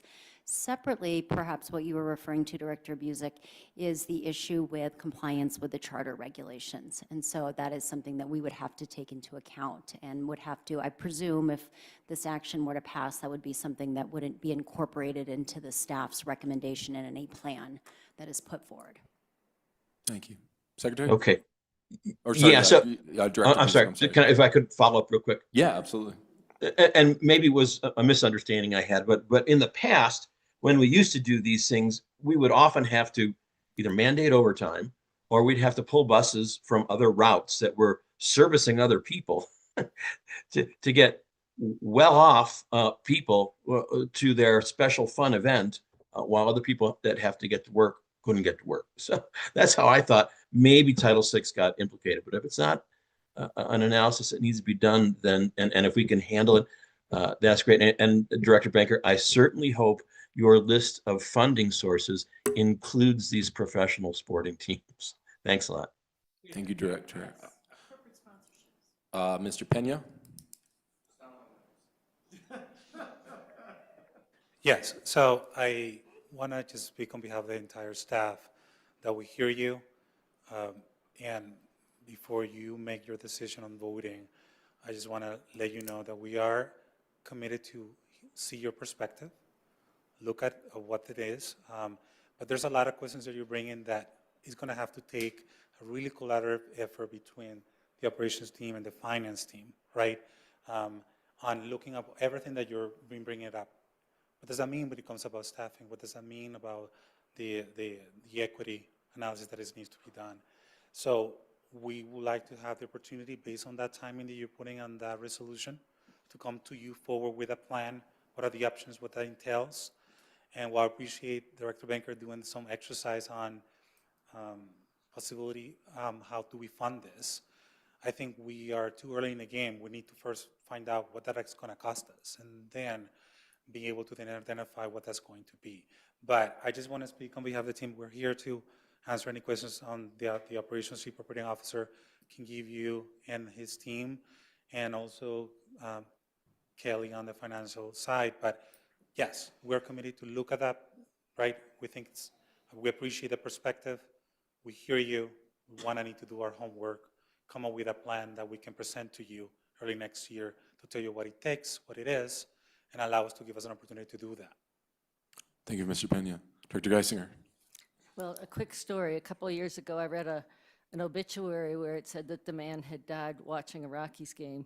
And at the end of the obituary, it said that the deceased had requested that 6 Rockies players act as his pallbearers so they could let him down one last time.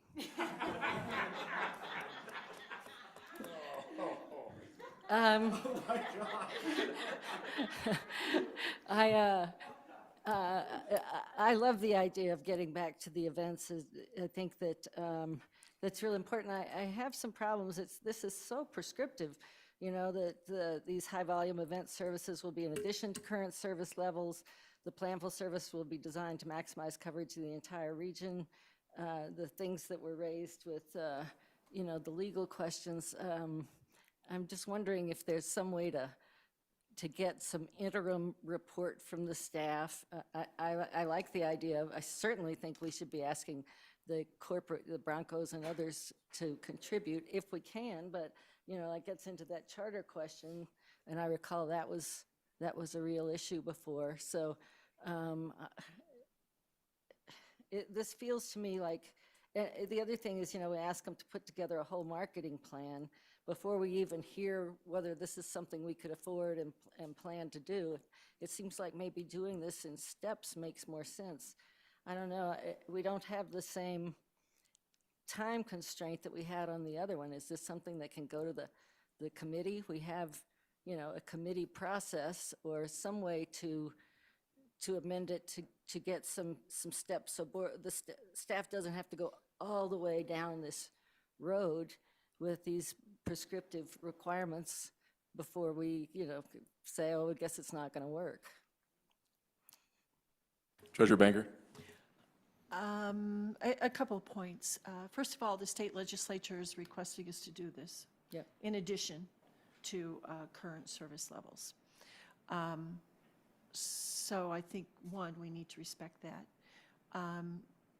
2, there are some revenue possibilities out there. 3, sports seasons start at a certain time. And I really would hope that we'd be able to be prepared to go with Rockies Ride in May or maybe even April.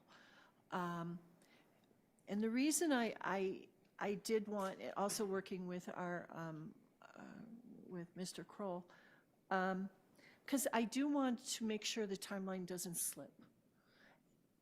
Because time is important. I did want to do this in January. It's now the end of October. I'm hoping that we can get this started next year and it be a viable, popular service. And also, I want to point out, since Director Chandler and I have been revamping the bylaws, this is a very normal, positive way to bring something forward to the board. True, didn't go through committees, but we are allowed to do it this way.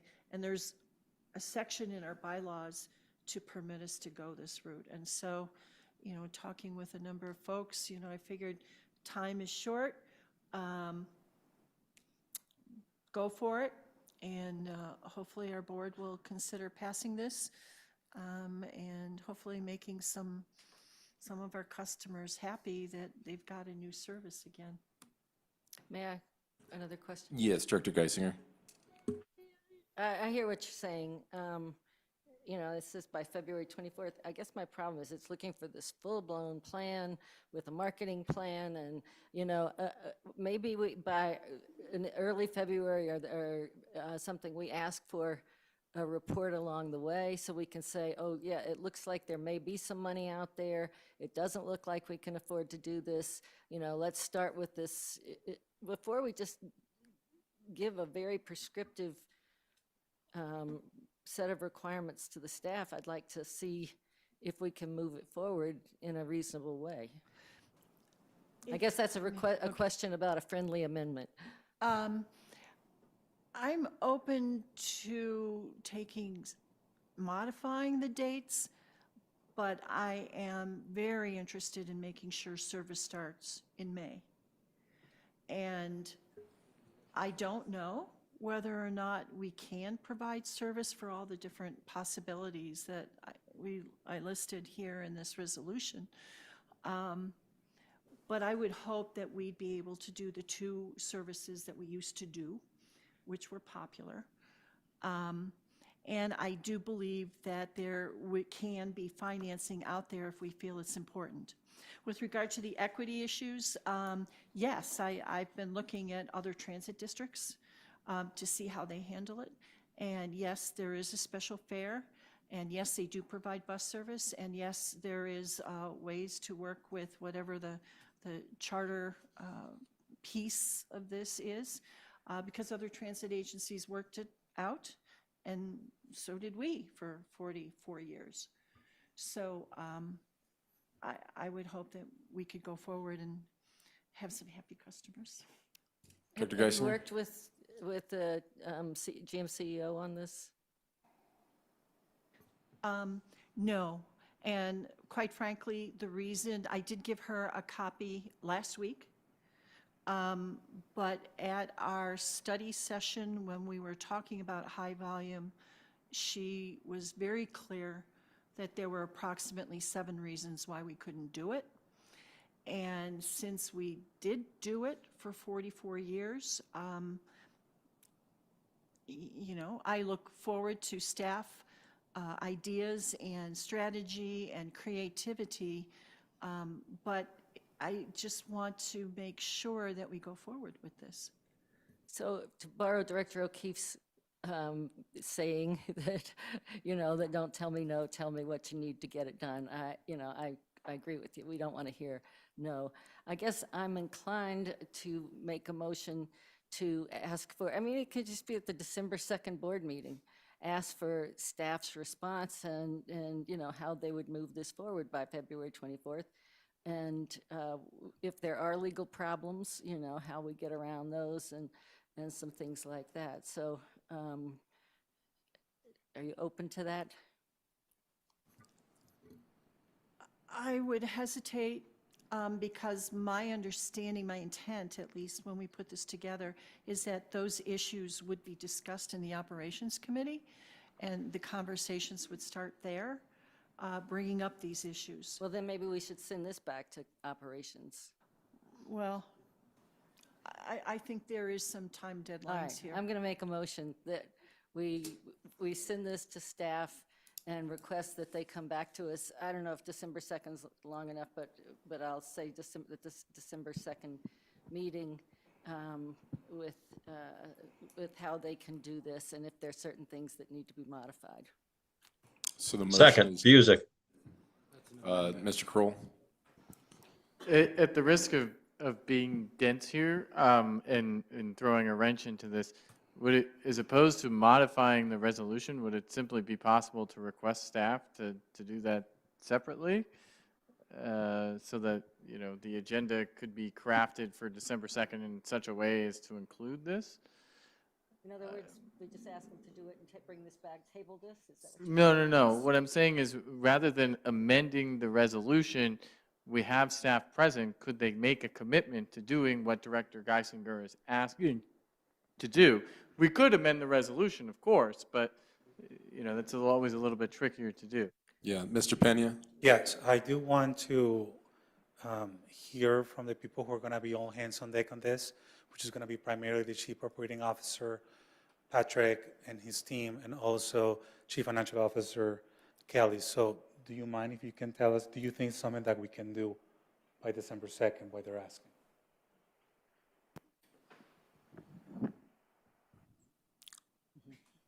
Ms. Mackey? Thank you. So for the December 2nd meeting, honestly, some of our initial timelines for getting materials due is in about a week or two. So we'd have basically a week to put together the materials for this, to present it to you December 2nd. So it would be very high level, but we could certainly put our best effort in the rest of this week and next, put that together. I'm personally okay with it taking longer. I understand you'd like to get it going. But before we commit too far on this, I guess I'm not understanding. Are you suggesting, Mr. Kroll, that we pass this? And You have a motion on the table, it's been seconded. I think, sometimes when you ask staff to do something, it's best to just see what their capacity is. And, they provided an answer here.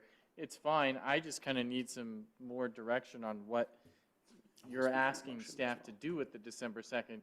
You're sort of asking for a plan to, for the and plan. I don't know if Mr. Preußer wanted to add. Yeah, CEO. Yeah, so Patrick Preußer, Chief Operations Officer. I concur with CFO Mackey's statements about the timeline, just given when the due dates and the deliverables are due for upcoming board meetings. That's a very short time frame to put any additional information about our approach to the plan. We did have the study session, which gave everybody a really good idea of what our process is when we go through what our planning process is for high volume events. I think staff has familiarized themselves with the resolution and what the ask is, and are prepared to take the necessary action depending on what the board decides.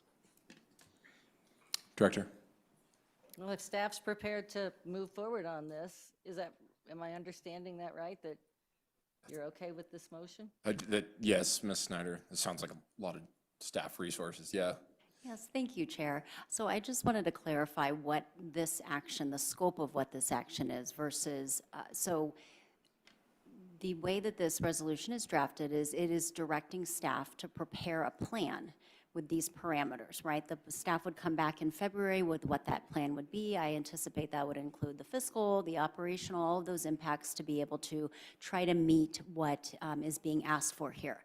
But there would have to be a separate step. We can't just accomplish with this action that there's service that's beginning in May, right? Because the board needs to hear from staff and have a plan and make a recommendation. So I anticipate this would be a two-step process. Staff is going to have to come back, and then the board would take further action based on the proposed plan that staff presents. So I just wanted to make sure that everyone's clear. This action isn't accomplishing launching new service in May.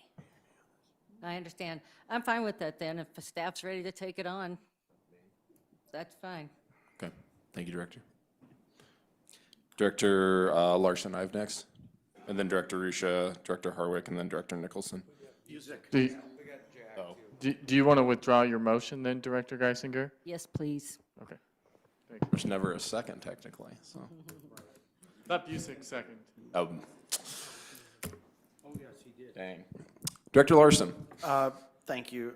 I just want to say I'm going to support going ahead with kind of coming up with a plan to do this.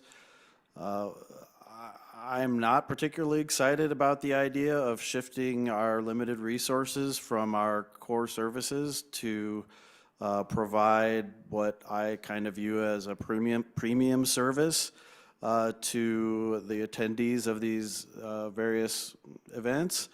And if, I could easily see not being supportive depending on what the plan is. I would just like to recommend that staff, when they're looking at this, I found on the internet, for what it's worth, that it seems to be that there's a way to actually provide a charter service for an agency such as ours. If certain exemptions to the law can be obtained, you know, then there's a few ways that that could happen. To me, this makes the most sense being run as a charter service if there are in fact no private companies that are providing it right now. I would like to see a fair charge for this service that will make it so it doesn't require any reductions in any other service. I think, and I hope that staff looks into that as if this is passed. Thanks. Thank you, Director Larson. First Vice Chair Keith. With respect to those waiting, I'd like to call the question. Do you have a second? Okay, Banker's a second. This is to vote to call the question. This vote is to call the question. Director Banker? Yes. Director Busick? Yes. Director Chandler? Yes. Director Geisinger? Director Guzman? Yes. Director Harwick? Yep. Director Larson? Yes. Director Nicholson? Hell yes. Director O'Keefe? Yes. Director Palieri? Yes. Director Risha? Sure. Okay. Director Whitmore? Yes.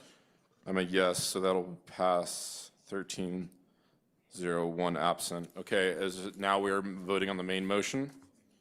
I'll do a roll call vote for that as well. Director Banker? Yes. Director Busick? Yes. Director Chandler? Yes. Director Geisinger? Yes. Director Guzman? No. Director Harwig? Yes. Director Larson? Yes. Director Nicholson? Absolutely. Director O'Keefe? Yes. Director Palieri? Yes. Director Risha? Abstain. Abstain, okay. Director Whitmore? Cautiously, yes. I'm also a yes, so that'll pass 11, 1, 1, and an abstention. Okay. Okay, moving on. That's our last past item, so we're going to move on to director activities. Anyone like to report for the director activities? I know you're all doing a great job. Director Chandler? Thank you, Director Bouquet. I've had a couple of meetings this last week. I met with the Aurora Economic Development, and there is a question that they would like to ask us to increase the service of the Colfax and the very eastern edge out to the Amazon facility out there. And so that is something I'm hoping to look into. There's some other meetings that I had. I had a town hall with Mayor Kaufman, got a lot of really good feedback, and several phone calls from that as well. So it was a very active month. Thank you. Thank you very much, Director Chandler. Director, Secretary Nicholson. There we go. You got me eventually. Just wanted to align with what Director Chandler said.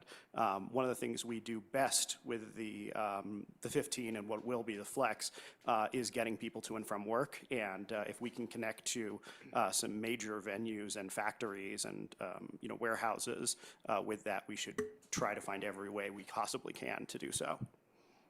Thank you very much. Director Palieri. Thank you, Chair. I cordially invite everyone to my transit town hall that I'm hosting with the Denver Streets Partnership on November 6th. It will be held at the 40 West's Art Hub building, which also has art galleries. So if you like art, come visit.